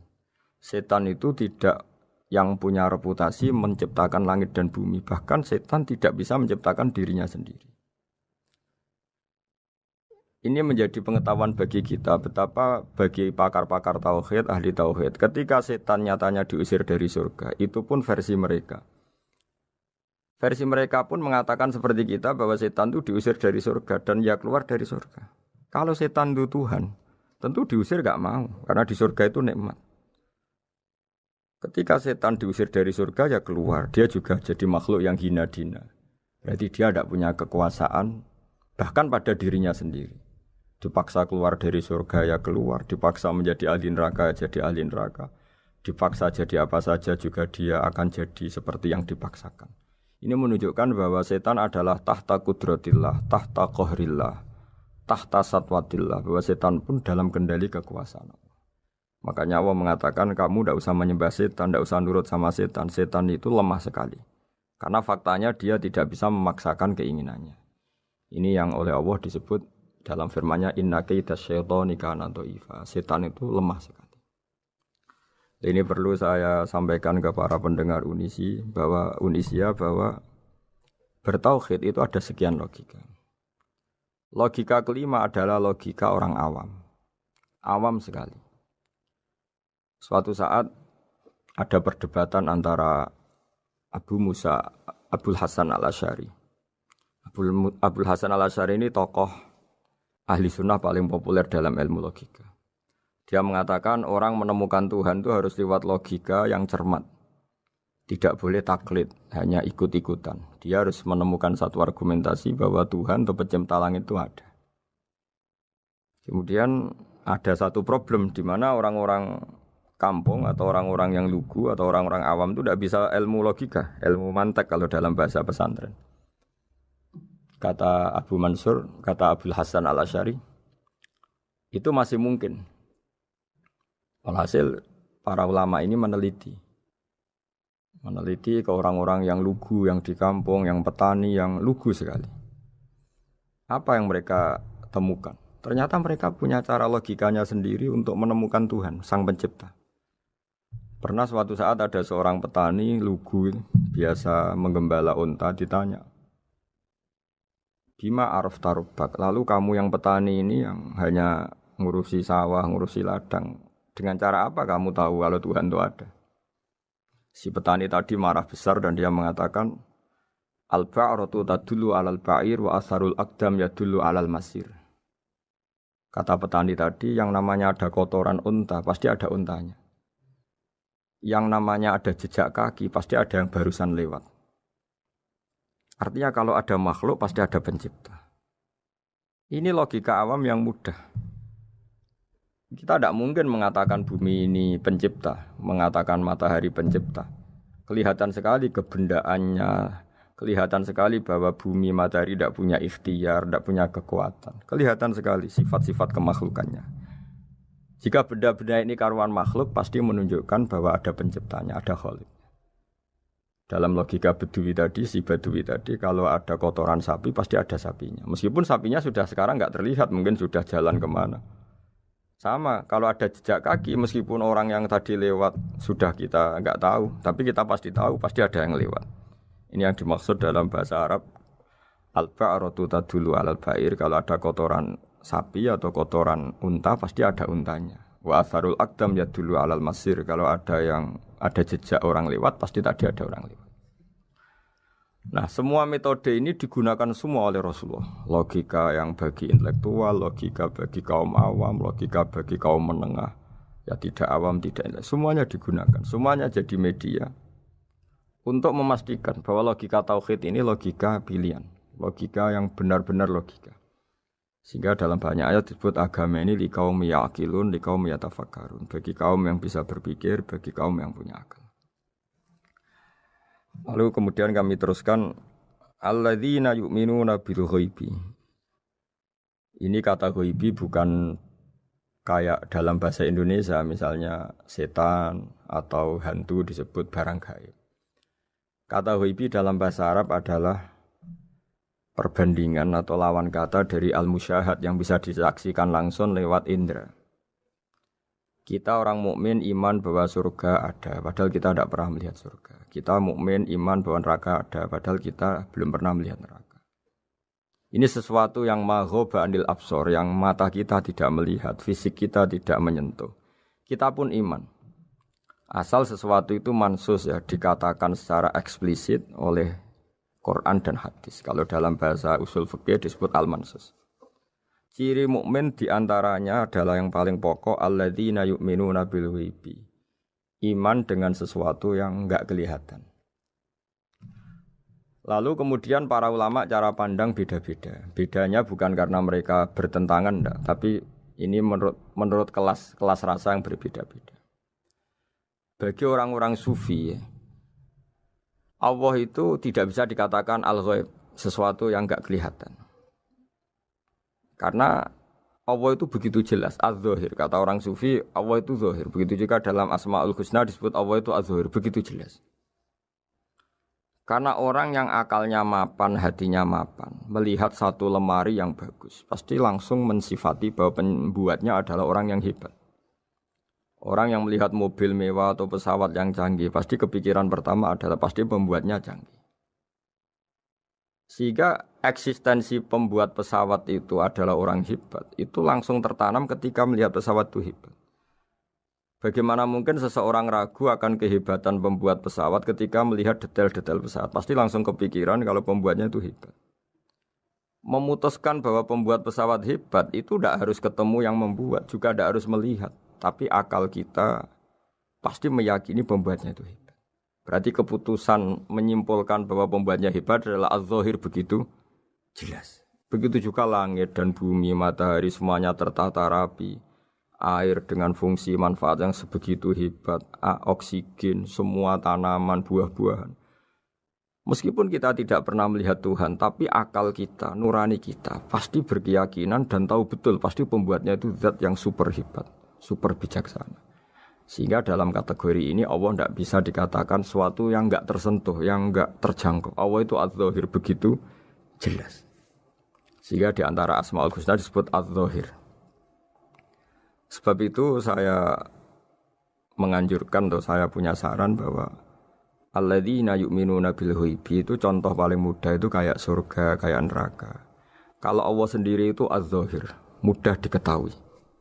Karena tadi orang yang melihat pesawat canggih pasti saat itu juga berkeyakinan dan itu pasti benar, pasti pembuatnya juga canggih. Nah, di sini disebut alam raya ini ayat, semuanya itu bukti kekuasaan Allah. Dalam syair-syair orang sufi masyhur sekali itu wa fi kulli syai'in lahu ayatun yadullu ala annahul wahidu. Setiap sesuatu kejadian di alam raya adalah bukti keesaan Allah, bukti eksistensi Allah Subhanahu wa taala. Sehingga dalam satu kisah normalnya orang itu paling tahu itu dengan dirinya sendiri. Karena dia adalah dia. Tapi kalau Imam Sibawayh seorang pakar nahwu mengatakan a'raful ma'arif Allah. Di alam raya ini yang paling mudah dikenali itu ya Allah, pencipta. Karena andai kan kita sendirian di hutan, kemudian kita mulai punya akal. Kita mungkin tidak tahu diri kita ini siapa.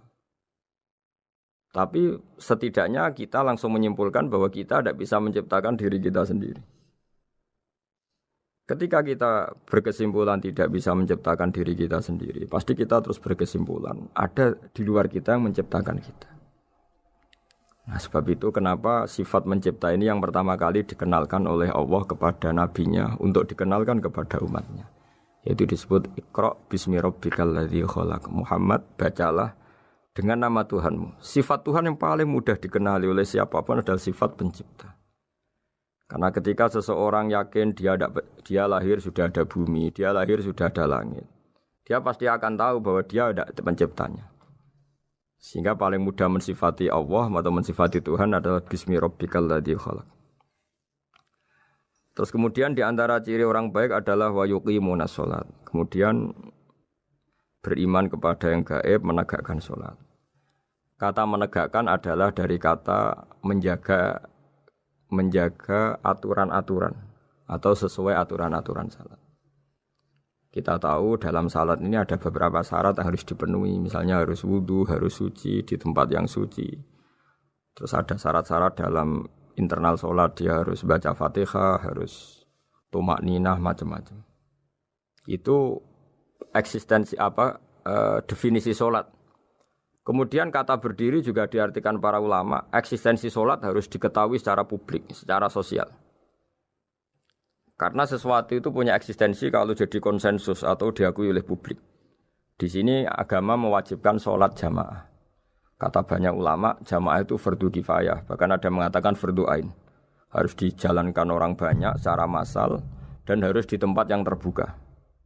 Sehingga kata para ahli fikih, andaikan ada orang jamaah di dalam rumah tidak diketahui oleh banyak orang, belum mencukupi atau belum menggugurkan kewajiban jamaah. Sehingga eksistensi sholat harus diketahui secara publik.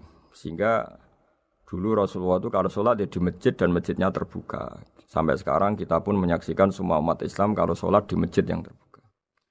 Sehingga dunia non-muslim pun tahu bahwa dalam Islam ada ritual, ya, ada ibadah yang bernama sholat. Hikmah kedua dengan cara terbuka seperti ini, sholat itu menjadi gak pernah rubah mulai zaman Nabi sampai kiamat. Dengan tradisi jamaah berarti kaifiyah atau cara sholat ini permanen. Bapak kita sholat ya seperti itu, imam seperti itu, anak cucu kita akan meniru kita ya seperti itu. Sehingga gak ada varian-varian yang hanya berdasar subjektivitas musolli yang sholat. Taruh saja kita misalnya jadi seorang sufi yang baru takut sama Allah atau baru usul kalau dalam bahasa sufi.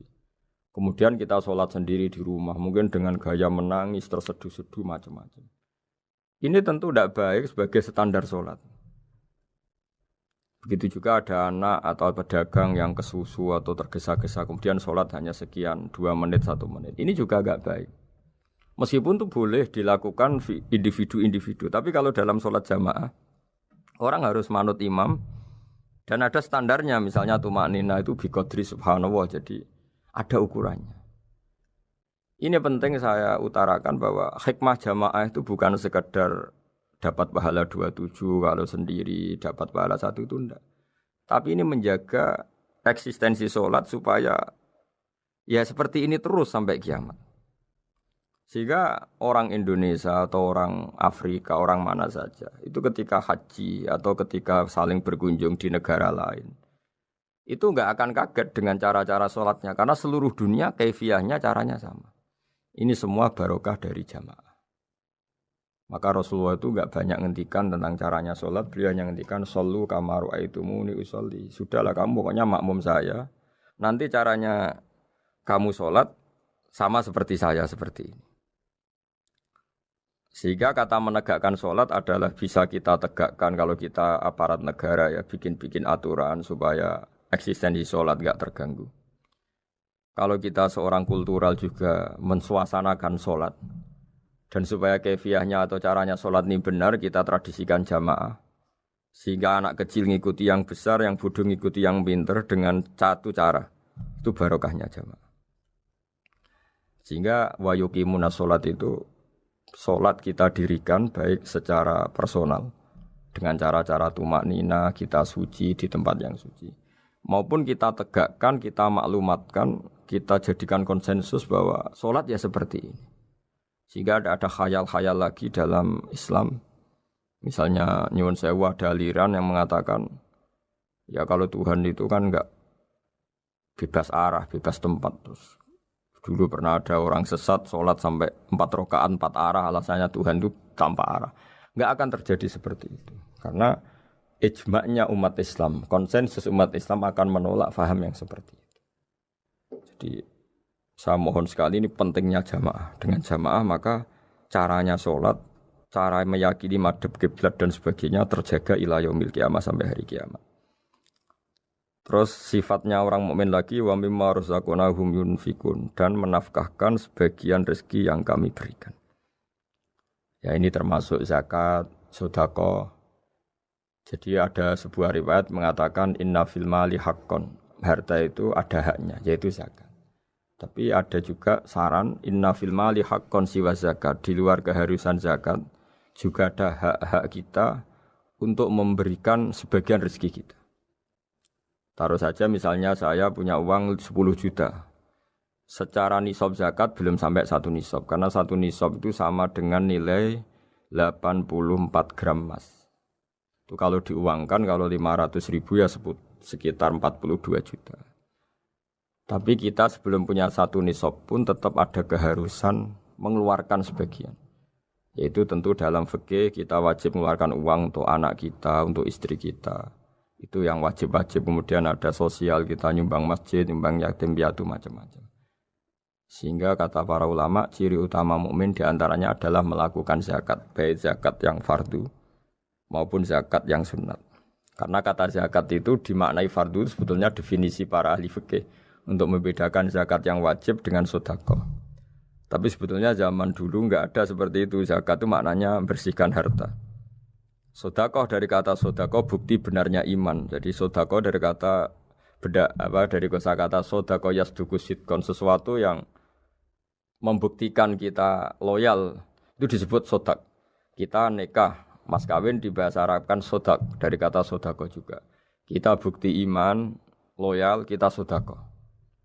Bukti bahwa kita teman akrab disebut siddiq atau sodik. Kalau dalam bahasa Arab teman namanya juga sodik karena cara bertemanan secara benar, secara loyal. Sehingga wa mimma razaqnahum yunfikun ini ya memasukkan zakat yang dalam terminologi fikih yaitu zakat yang zakat al-wajibah atau zakat yang dengan makna lughat yaitu ya artinya asal membersihkan harta kita entah lewat zakat, sedekah, hadiah kepada orang-orang yang kita hormati, semuanya juga masuk dalam definisi zakat atau wa mimma razaqnahum yunfikun. Kemudian sifat terakhir dari orang muttaqin adalah walladzina yu'minuna bima unzila ilaika wa ma unzila min qablika bil akhirati hum yuqinun ulaika ala hudam mir rabbihim wa ulaika humul muflihun. Di sini diterjemah mereka yang beriman kepada kitab yang kami turunkan kepadamu dan yang diturunkan sebelum kamu. Ini kata yang diturunkan sebelum kamu penting sekali karena ciri utama Nabi adalah dia tidak pernah beda dengan Nabi sebelumnya. Karena kebenaran tauhid pasti tunggal. Nabi-nabi dulu pasti mengajarkan tauhid, hanya menyembah Allah. Enggak mungkin nabi berikutnya kemudian bikin ajaran baru dalam tauhid. Sehingga andaikan semua kitab Injil, Taurat itu masih versi yang orisinil, pasti enggak ada yang beda dengan Quran. Karena ciri utama kebenaran adalah iman dengan Quran dan iman kepada kitab yang diturunkan sebelum Al-Quran. Wabil akhirati hum yuqinun, mereka juga yakin akan datangnya hari akhir. Itu bisa disebut yaumul ba'ats. Terus ketika semua kriteria itu terpenuhi baru ulaika ala hudam mir rabbihim wa ulaika humul muflihun. Mereka itulah yang berada pada petunjuk Allah dan merekalah orang-orang yang berbahagia. Para pendengar sahabat Indonesia, semoga kajian ini bermanfaat. Dan ini mulai ayat 1 sampai 5 dalam surat Al-Baqarah, yaitu surat yang dalam tartibnya mushaf nomor 2 setelah Fatihah.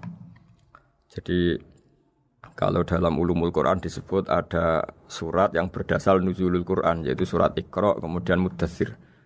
Ada urutan surat yang berdasar tartibul mushaf, yaitu yang kita punyai sekarang, yaitu Fatihah, terus Baqarah dan seterusnya. Dan urutan-urutan ini pun sesuai petunjuk Rasulullah SAW. Saya kira demikian. Mohon maaf atas semua kesalahan. Wassalamualaikum warahmatullahi wabarakatuh. Nah, ini cobalah jadi etika kita, muhasabah kita. Jadi muhasabah itu cara berpikir kita set, kita pikir ulang. Ternyata semangatnya seorang nabi itu wastaghfir lidzambika walil mu'minun. Semangatnya itu memintakan ampun. Orang ahli tafsir tahu semua kalau nabi itu tidak mungkin dosa. Jadi itu khitabun nabi wa urida bihi ummatu, itu khitab nabi, tapi yang dimaksud itu umatnya, karena nabi tidak akan mengalami dzambun, tidak akan mengalami dosa. Sekarang enggak, kadang-kadang kita ini kalau orang lain salah itu semangat. Kalau di perusahaan ada teman salah, apalagi miran salah itu seneng. Barokahnya salah bisa ganti kan gitu. Mungkin di dunia tokoh juga gitu, barokahnya ada tokoh salah, kita yang jadi populer sendiri. Tidak boleh seperti itu. Kita harus salimus sodri di jami'il muslimin. Jadi ini harus dilatih. Saya tadi matur sama Habib Ahmad, latihan kita jadi hidup. Nabi itu kalau resep jadi wali itu kata Nabi gampang. Kata Nabi, kalau kamu ingin disenangin Allah, ya sudah. Kalau kamu asbahta wa amseta gini-gini, perasaan kamu, kata Nabi, jangan punya perasaan ghil sama orang muslimin. Itu sudah wadzalika min sunnati. Makanya Nabi ngendikan la yablughni ahadun an ahadin syai'an. Ada yang baca la yuballighni ahadun an ahadin syai'an. Seseorang jangan melaporkan ke saya tentang salahnya yang lain. Fa inni akhruju ilaikum wa ana salimus sodri. Karena saya ingin ketemu sampean semua dalam keadaan salimus sodri, tidak punya perasaan apa-apa.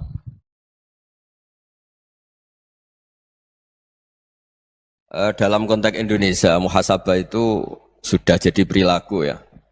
Karena dulu orang tua saya, guru-guru saya kalau ngandani itu, bayangkan kalau kamu jadi dia. Jadi misalnya kita mentang-mentang atasan, otoriter sama bawahan. Bayangkan kalau kamu jadi yang bawahan itu kayak apa? Laukun tamakanah, kalau orang Arab bilang, bayangkan kalau kamu di posisi dia. Makanya guyonannya orang-orang Indonesia itu kan orang ngaramkan judi gitu, bareng dikasih tahu. Tapi yang menang anak jenengan, alhamdulillah.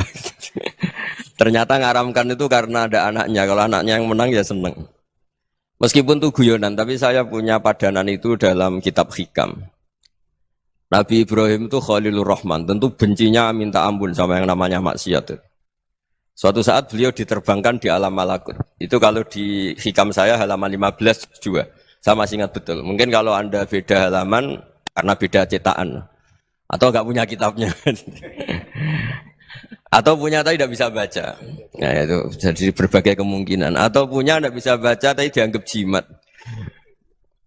Atau digo pencitraan. Banyak itu kaji-kaji tidak bisa baca kitab tapi di ruang tamunya kitabnya besar-besar.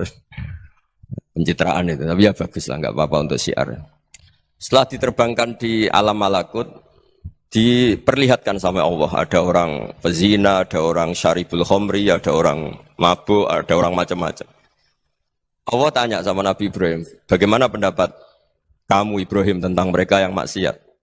Kata Nabi Ibrahim, ya Allah habisi saja mereka, mereka hidup di bumi engkau, makan rezeki engkau, kemudian mereka tidak taat sama engkau. Singkat cerita di fase itu, saya ulang lagi di fase itu, Allah nurutin.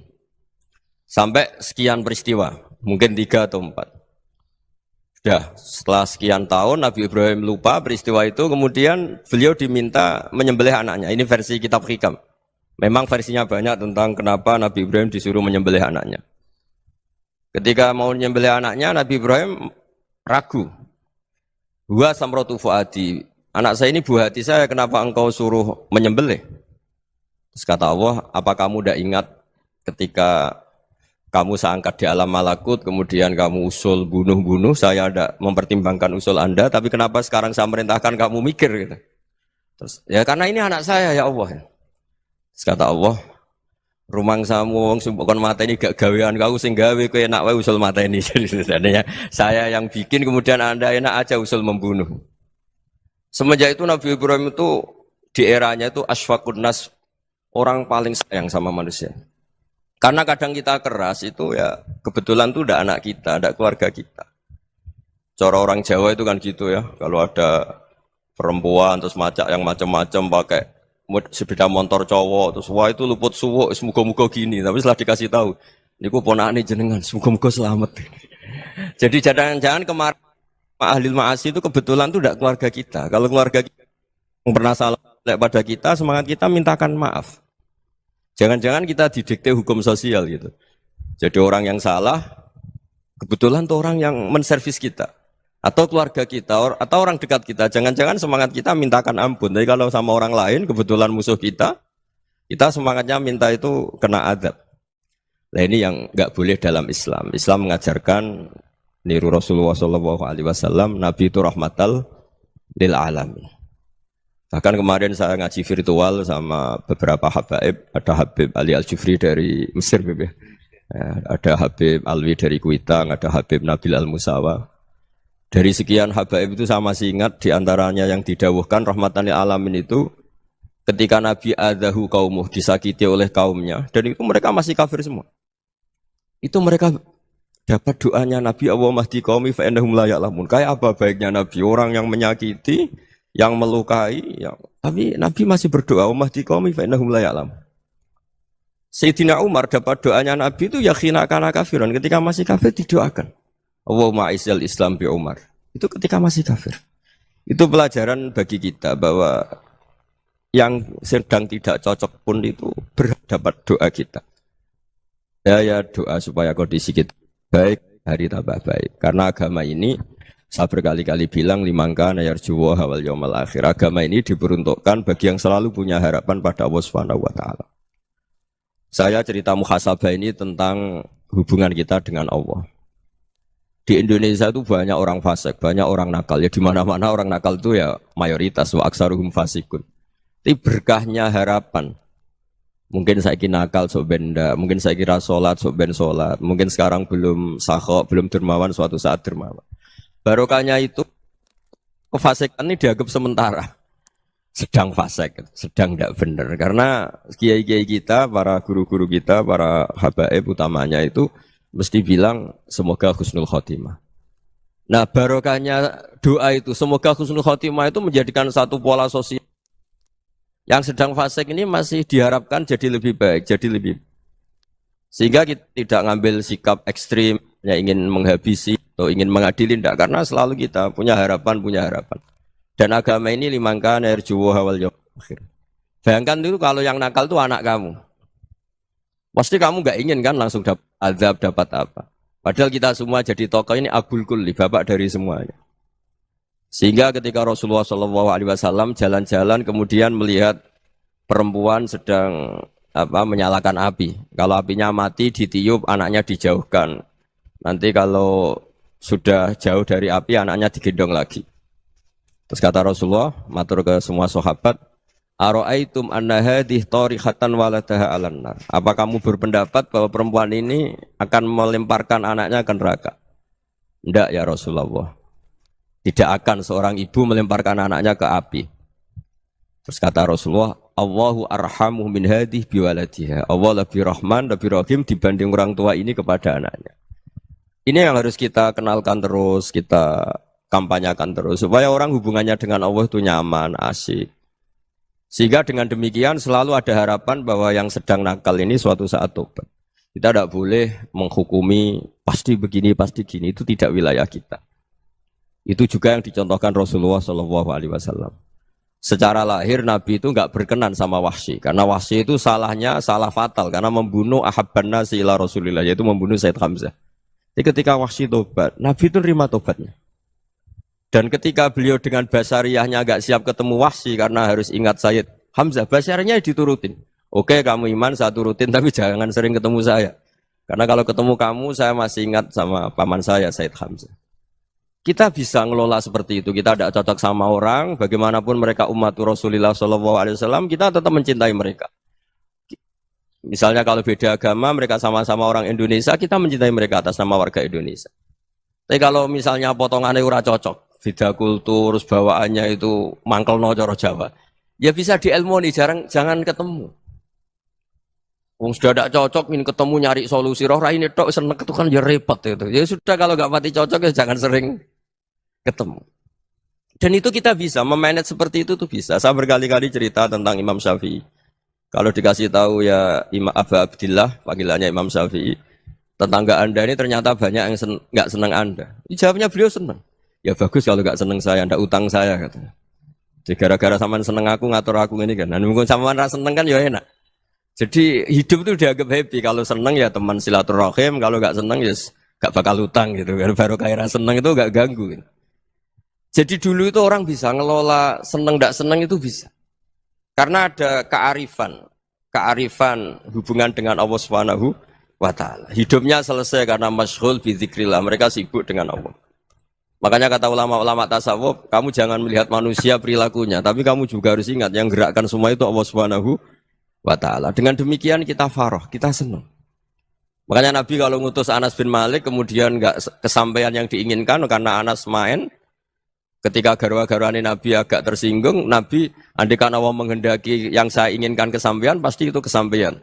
Jadi dianggap kegagalan Anas enggak manggil yang dituju Nabi itu ya kersane Allah, ya enteng saja. Sayyidina Ali lebih parah lagi yang dialamin. Itu dalam beliau kalau dipanggil tuh enggak cepet-cepet ke sana. Ketika ditanya, "Kenapa kamu tak panggil enggak cepet ke saya?" "Amin tu ukubatak." Karena aku tahu kau orang baik. Orang baik itu pemaaf. Jadi makanya orang-orang soleh dulu itu bodoni itu. Makanya sekarang kalau ada orang bodoni itu mesti dibidik orang soleh. Kalau orang-orang soleh itu kakean husnudzon akhirnya sering dibodonin. Abdul bin Umar itu masyhur itu. Kalau ada budaknya sering sholat, sergap sholat itu dimerdekakan. Akhirnya enggak sholat pun pura-pura sholat. Akhirnya juga dimerdekakan. Ketika ditanya, kenapa engkau merdekakan? Padahal mereka sholatnya menipu engkau, kata pembisik-pembisik itu. Man khoda'ana lillah in khoda'na lah. Dia nipu atas nama Allah, berarti saat tertipu juga atas nama Allah. Enggak masalah dong, semuanya demi Allah Subhanahu wa ta'ala. Jadi ketika kita ketemu mensifati Allah Ta'ala itu ghafir. Allah pemaaf. Jangan kamu enggak fair untuk diri kamu nyifati Allah ghafir, pada orang lain Allah kamu sifati syadidul iqab. Jadi Allah kamu atur, kayak MC tadi ngatur saya. Jadi Allah itu apa? Kalau pada saya ghafir, kalau pada musuh saya syadidul iqab. Itu enggak fair. Kalau Anda punya harapan kepada Allah karena Allah Rahman Rahim, Allah ghafir, sebenarnya Allah pada musuh kita ya bisa saja Allah ghafir, bisa saja Allah Rahman Rahim. Sehingga kita melihat orang lain yang kita tidak cocok itu ya enteng saja. Itu min ummati Rasulillah sing tanaluhu syafa'atu, tanaluhu sa'atu rahmati, tanaluhu fair. Jangan dengan kita kayak mesti dapat rahmat. Jangan orang lain kayak Allah pasti syadidul iqab. Itu tidak boleh. Sehingga ketika ada orang Badui, singkat cerita orang Badui ini kencing di masjid. Semua sahabat membentak dia. Yang enggak bentak hanya Nabi tok. Saking mangkalnya orang ini karena semua sahabat bentak kecuali Nabi. Setelah dibenari Nabi, terus Nabi nyuruh Sobbu Ali Dhanuban min ma'in. Setelah disucikan masjid itu, dia berdoa keras sekali. Allahumma arhamni wa Muhammadan wa la tarham ma'ana ahadan. Ya Allah, yang berhak dapat rahmatmu hanya saya dan Nabi Muhammad, yang lainnya jangan. Karena yang lainnya tuh jengkelin, gitu aja saya salah dimarah-marahin gitu. Jadi kalau kamu doa terbatas ya kayak orang Bedui ini, kayak orang Arabi. Apa kata Nabi? Laqad tahajjarta wasi'an. Allah yang rahmatnya luas menjadi kamu sempitkan. Karena kamu mau atur Allah hanya Rahman pada Indonesian Power, pada NU, pada kita yang orang lain nggak perlu dapat. Itu kan kasihan Islam karena Islam terus nggak dimiliki semua orang. Allah nggak dimiliki semua orang. Rasulullah nggak dimiliki semua orang karena dipek NU, dipek ormas tertentu, dipek nggak boleh seperti itu. Nggak boleh takhasyar tawasian kata Nabi, nggak boleh mempersempit zat yang rahmatnya itu luas. Ini semoga etika ini kita pakai di Indonesia. Yang sedang fase kita harapkan lebih baik. Yang sedang nggak dapat hidayah kita doakan dapat apa? Hidayah. Masyhur kan, makanya tadi saya mohon sama Habib Ali supaya Habib Ahmad supaya tetap mahalul qiyam, tabaruk sama Habib Ali di antara doa-doa di Simtud Duror masyhur itu antuqa bilal mudhniba minnah bil ghufran wal musi'a bil ihsan. Jadi harapannya para habaib, para orang-orang baik dulu ya semoga yang dosa itu dimaafkan, yang sedang salah dibuka, bikin lebih baik. Nabi itu tugasnya juga gitu. Wastaghfir li dzambika walil mu'minina wal mu'minat. Nabi itu tugasnya juga memintakan ampun yang sedang salah. Nah ini cobalah jadi etika kita, muhasabah kita. Jadi muhasabah itu cara berpikir kita set, kita pikir ulang. Ternyata semangatnya seorang Nabi itu wastaghfir li dzambika walil mu'minun. Semangatnya itu memintakan ampun. Orang ahli tafsir tahu semua kalau Nabi itu tidak mungkin dosa. Jadi itu khitabun lin Nabi wa urida bihi ummatu, itu khitab Nabi, tapi yang dimaksud itu umatnya karena Nabi tidak akan mengalami dzambun, tidak akan mengalami dosa. Sekarang enggak, kadang-kadang kita ini kalau orang lain salah itu semangat. Kalau di perusahaan ada teman salah, apalagi pimpinan salah itu seneng. Barokahnya salah bisa ganti kan gitu. Jadi kalau mungkin di dunia tokoh juga gitu, barokahnya ada tokoh salah, kita yang jadi populer sendiri, tidak boleh seperti itu. Kita harus salimus sodri di jami'il muslimin. Jadi ini harus dilatih. Saya tadi matur sama Habib Ahmad, latihan kita jadi hidup. Nabi itu kalau resep jadi wali itu kata Nabi gampang. Kata Nabi, kalau kamu ingin disenangin Allah, ya sudah. Kalau kamu asbahta, amseta, gini-gini, perasaan kamu, kata Nabi, jangan punya perasaan ghil sama orang muslimin. Itu sudah, wadzalika min sunnati. Makanya Nabi ngendikan, la yablughni ahadun an ahadin syai'an. Ada yang baca, la yuballighni ahadun an ahadin syai'an.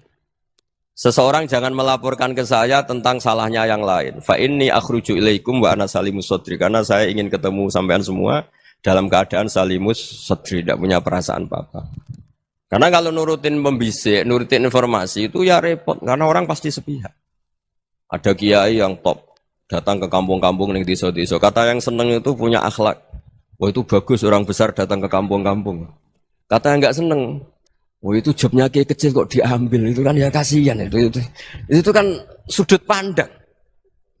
Makanya saya sering bilang, akal kita ini cukup untuk mentasdik Rasulullah Shallallahu Alaihi Wasallam. Meskipun perasaan kita kadang orang Jawa itu beda. Saya berkali-kali bilang sama peneliti dari Jogja, kenapa sih Gus para nabi itu kok poligami istrinya banyak? Nabi Dawud katanya itu berapa? Nabi Sulaiman malah jumlahnya agak terbatasin. Nabi Muhammad itu paling sedikit. Saya tanya gini, perempuan itu orang lemah, jadi kalau nolong orang satu gimana baik? Kalau nolong orang dua ya lebih baik, ya sudah kira-kira seperti itu. Paling tidak akal kita masih tahu kalau orang baik itu kan mesti baik. Nolong orang satu baik, nolong orang dua ya lebih baik, nolong orang tiga lebih baik. Tapi kalau kamu orang nggak baik, satu saja kamu terlantarin, kamu miskinkan, kamu ya tinggal ukur kan. Kalau orang baik nambah baik, tapi kalau orang buruk tambah buruk. Nah itu akal. Akal kita bisa menganalisis kenapa sih nikah itu ada yang poligami, ada yang enggak. Ya sudah, ukur saja diri kamu. Misalnya kayak saya elek keriting, rabi terus, memperbanyak wong elek, orang perilaku netok, raine dadi elek kabeh. Gitu. Tapi nak kowe ku ganteng, alim, ganteng, sugih, anake ganteng-ganteng, berhubung kowe saleh ahli swarga kabeh, mertua yo bangga karena karir kamu meyakinkan, ini mertua kamu aja enggak bangga mau nambah. Ipar enggak bangga, mertua enggak bangga, desa kamu yang kamu wayai juga enggak. Beda dengan Nabi ketika nikah Juwairiyah itu enggak ada pernikahan sebarokah Nabi dengan Juwairiyah itu. Azharu Rasulillah, di situ habis perang banyak tawanan gara-gara jadi bisanya Nabi langsung dibebaskan semua karena Azharu Rasulillah. Sekarang bisanya Kanjeng Nabi. Dulu Abu Sufyan mangkalnya bukan main sama Nabi. Gara-gara putrinya dinikah terus langsung jadi. Kalau kamu kan enggak, nikah satu, nikah lagi. Satu kampung musuh kamu. Karena istri pertama cemburu, yang kedua agak bangga. Wah itu selesai itu. Di dunia wal akhirah. Maksud saya, nganalisis Islam itu harus pakai akal. Dan akal yang dipakai, ini saya bawa ke kitab Ihya, adalah pikiran-pikiran para ulama. Makanya ketika Imam Ghazali ketika ditanya, fakaifa bi muslimin fasikin, asawwaha fi jami'i amri. Kalau ketemu orang fasik, orang Islam tapi fasik, perilakunya enggak ada yang benar. Kata Imam Ghazali jawabnya lucu, aneh. Ma min muslimin illa wa islamuhu ta'ah. Tidak ada orang Islam kecuali dia mau Islam, membenarkan Allah dan Rasul itu sudah taatnya dia.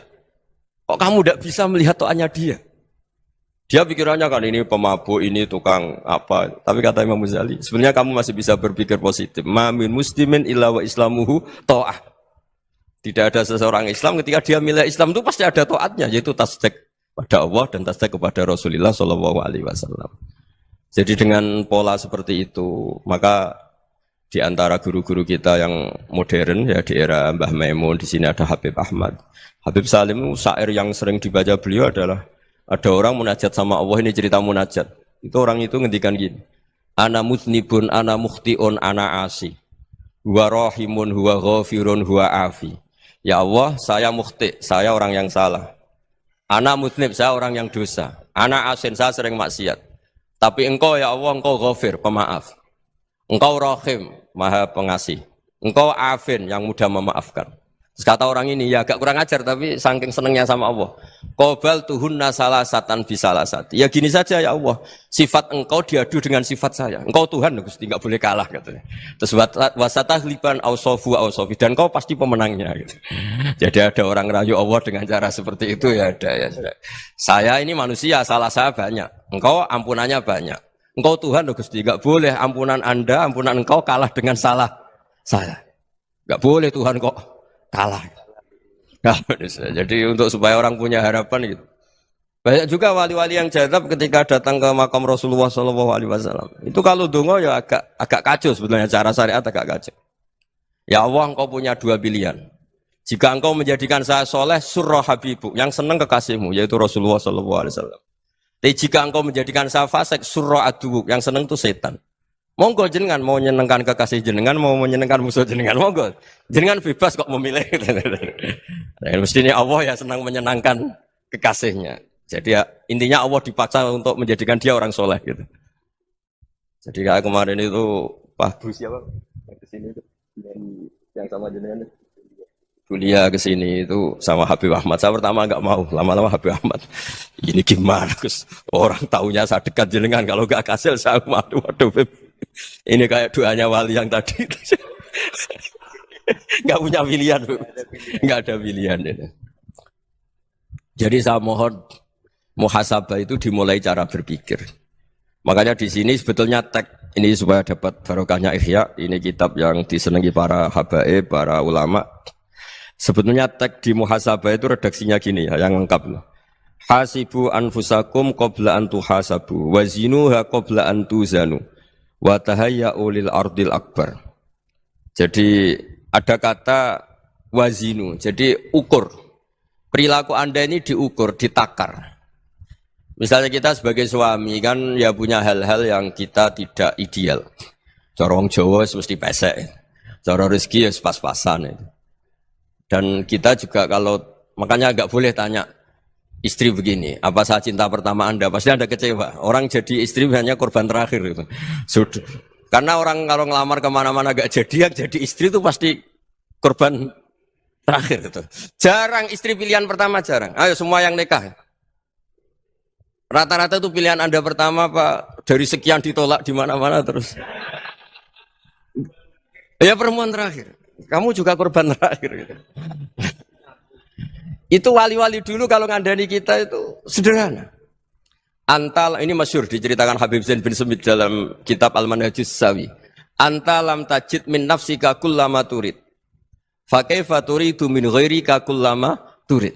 Kamu yang ingin ideal saja, kamu tidak menemukan pada diri kamu untuk menjadi ideal. Kamu kan ingin ganteng, ingin punya uang banyak, ingin perilaku Anda sempurna. Anda saja yang punya keinginan tidak bisa mewujudkan keinginan Anda sendiri. Fakifa turidu min ghairika ma turid. Jadi antalam tajid min nafsika kullama turid. Fakifa turidu min ghairika kullama turid. Kamu yang punya keinginan saja. Misalnya saya ingin punya uang banyak, perilaku saya selalu benar, gak pernah salah.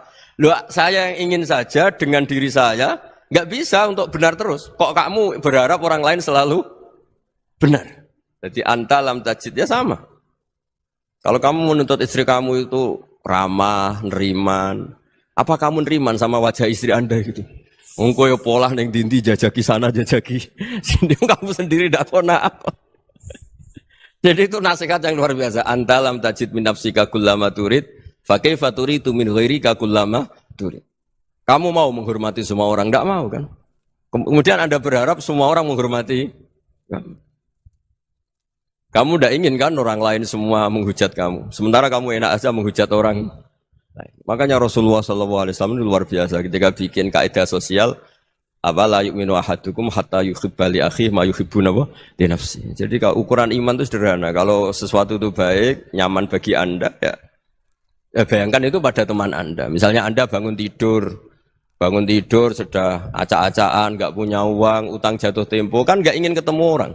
Ya kamu jangan bertamu ke jenis ini karena dengan kamu yang alami juga nggak siap ketemu orang. Makanya ada Habib Alim itu dilapuri sama seseorang.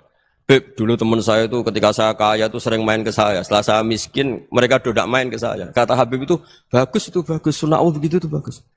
Coba kalau kamu dulu kaya, teman kamu main kan kamu gaya, di rumah ada makanan, bisa hormat kamu.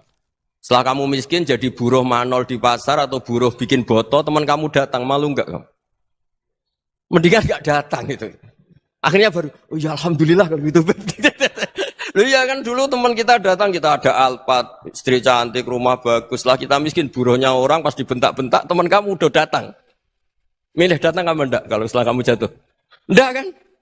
Jadi barokahnya ilmu itu terus. Ya, tapi kadang-kadang orang tuh, wah setelah saya miskin teman-teman enggak kasih ke sini. Ya kalau kamu sudah jatuh teman-teman kamu situ jadi tontonan.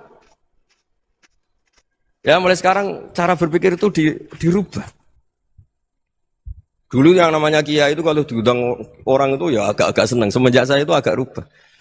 Mengundang kiai, ngatur kiai itu tak haram-haramkan ya ada lumayan lah sekarang itu sudah mulai agak beretika. Dulu itu ngundang tuh tanggalnya ditentukan, jamnya ditentukan. Enggak mikir apa kiai saat itu nganggur, enggak. Punya wadifah, enggak. Dia milih tanggal yang dia nganggur, enggak mikir masa itu kiainya nganggur apa.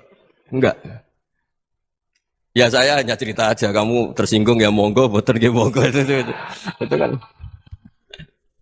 Jadi saya mohonlah supaya tadi saya juga matur ke Habib Ahmad. Jadi untuk orang merasa ikut sunnah Rasul itu gampang sekali kata Sayyid Muhammad.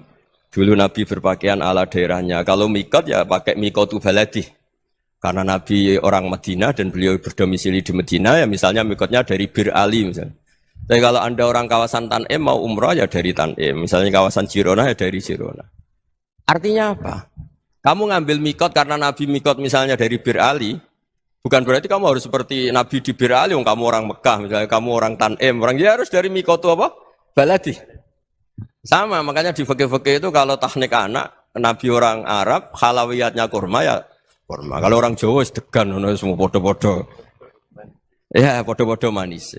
Jadi ini tabaruk sama Sayyid Muhammad, ini ada murid beliau, Habib Ahmad, saya baca. Supaya orang itu merasa ikut Nabi itu gampang sekali. Ini saya baca ya di halaman tadi, disaksikan Habib Ahmad 433 di kitab apa begini? Manhajus Salaf fi Fahmin Nusus. Itu kata Sayyid Muhammad wa kanat sunnatu Rasulillah annahu yat'amu ma yajiduhu fi ardi wa yalbasu ma yajidu wa yarkabu ma yajidu mimma abahu wa ta'ala. Faman istamala ma yajiduhu fi ardi fa huwa al-muttabi' lis sunnah. Kama annahu hajjal baita min madinati. Faman hajjal baita min madinati nafsi fa huwa al-muttabi' lis sunnah wa illam takun hadhil madinatu tilka. Jadi intinya misalnya Nabi dulu itu ngasih sodakoh kepada fakir miskin ya pakai dinar, dirham. Ya kalau orang misalnya sodakoh pakai rupiah ya sudah ikut sunnah Nabi. Jangan, lu Nabi pakai dinar loh, kamu kok pakai rupiah. Dulu dinarnya Nabi udah ada tulisannya Bank Indonesia, kamu kok ada tulisannya Bank. Ya tidak ada seperti itu. Ya jadi misalnya Nabi sodakoh pakai tamar atau pakai al-aqid, ya kita pakai beras, pakai apa. Supaya orang tuh bahwa Rasulullah itu milik kafatal linnas, milik semuanya. Sehingga merasa ikut sunnah Nabi itu ya semuanya. Makanya dulu Mbah Mun kalau motivasi saya supaya bombong, kalau orang Jawa bilang bombong.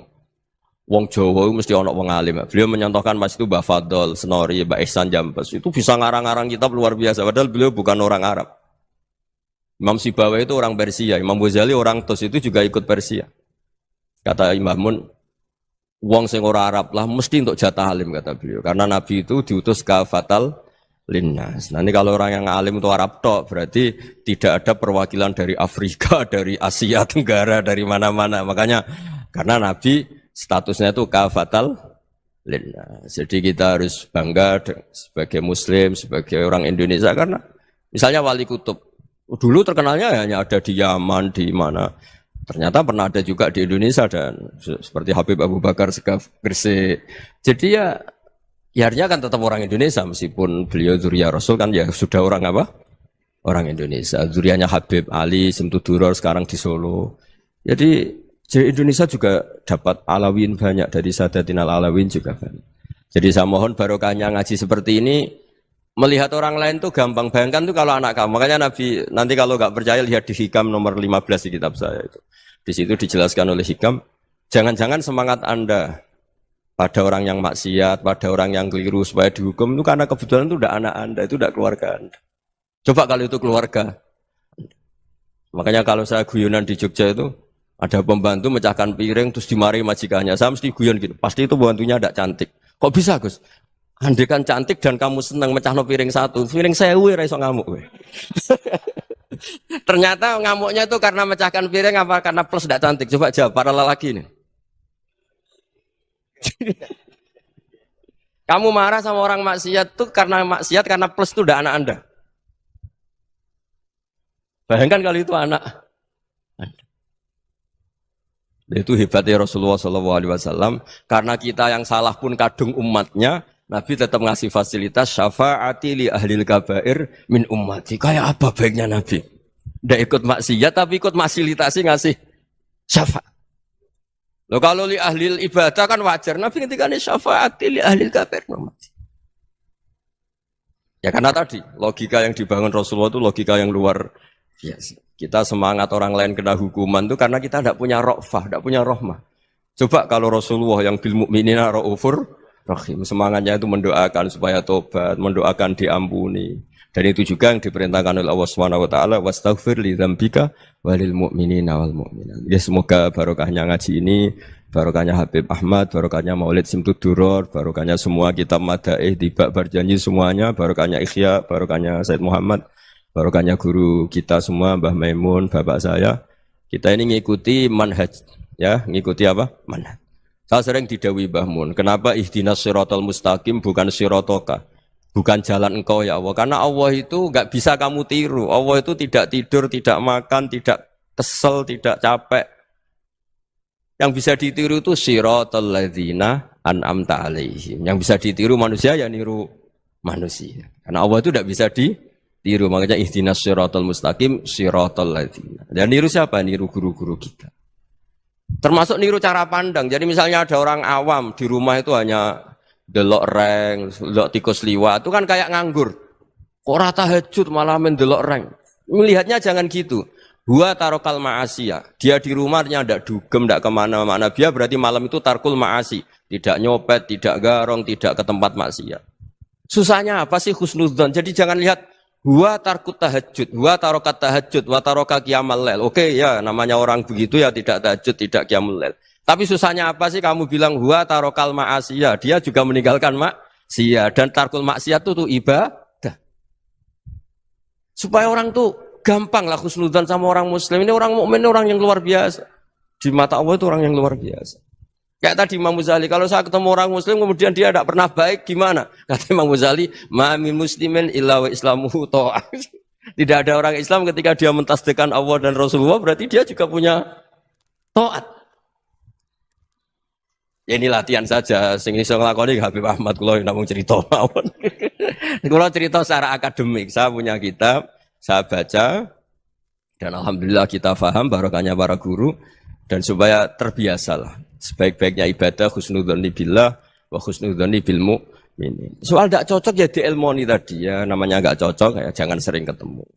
Seperti Rasulullah SAW, beliau karena sangat mencintai Said Hamzah, ketemu orang yang pernah begitu sama Said Hamzah, ya beliau secara basyariah tidak siap. Tapi beliau secara cara bahasa sekarang, secara profesional, kalau beliau seorang nabi dan harus menerima tobatnya siapapun ya diterima. Saya meskipun dengan A, B gak cocok karena dia begini-begini sama saya, tapi saya ingat dia sholat, dia baca sholawat, dia mencintai Rasulullah. Ya kita hormat. Ya soal gak cocok ya di manage tadi ya. Zuruhiban tas tetekuban. Kalau gak pati cocok ya jangan sering ketemu bawaannya enak nanti. Ya semuanya itu diilmoni lah. Makanya ngendikane Ma'ruf Al-Qurhi ada yang baca Al-Kharki, mangqala fil yaumi salasa marrat aw marham ummata Muhammad kutiba minal abdal. Karena semangat mencintai siapapun satu hari sering baca marham ummata Muhammad, wa ma asli ummata Muhammad, wa ma tajawaz an ummati Muhammad.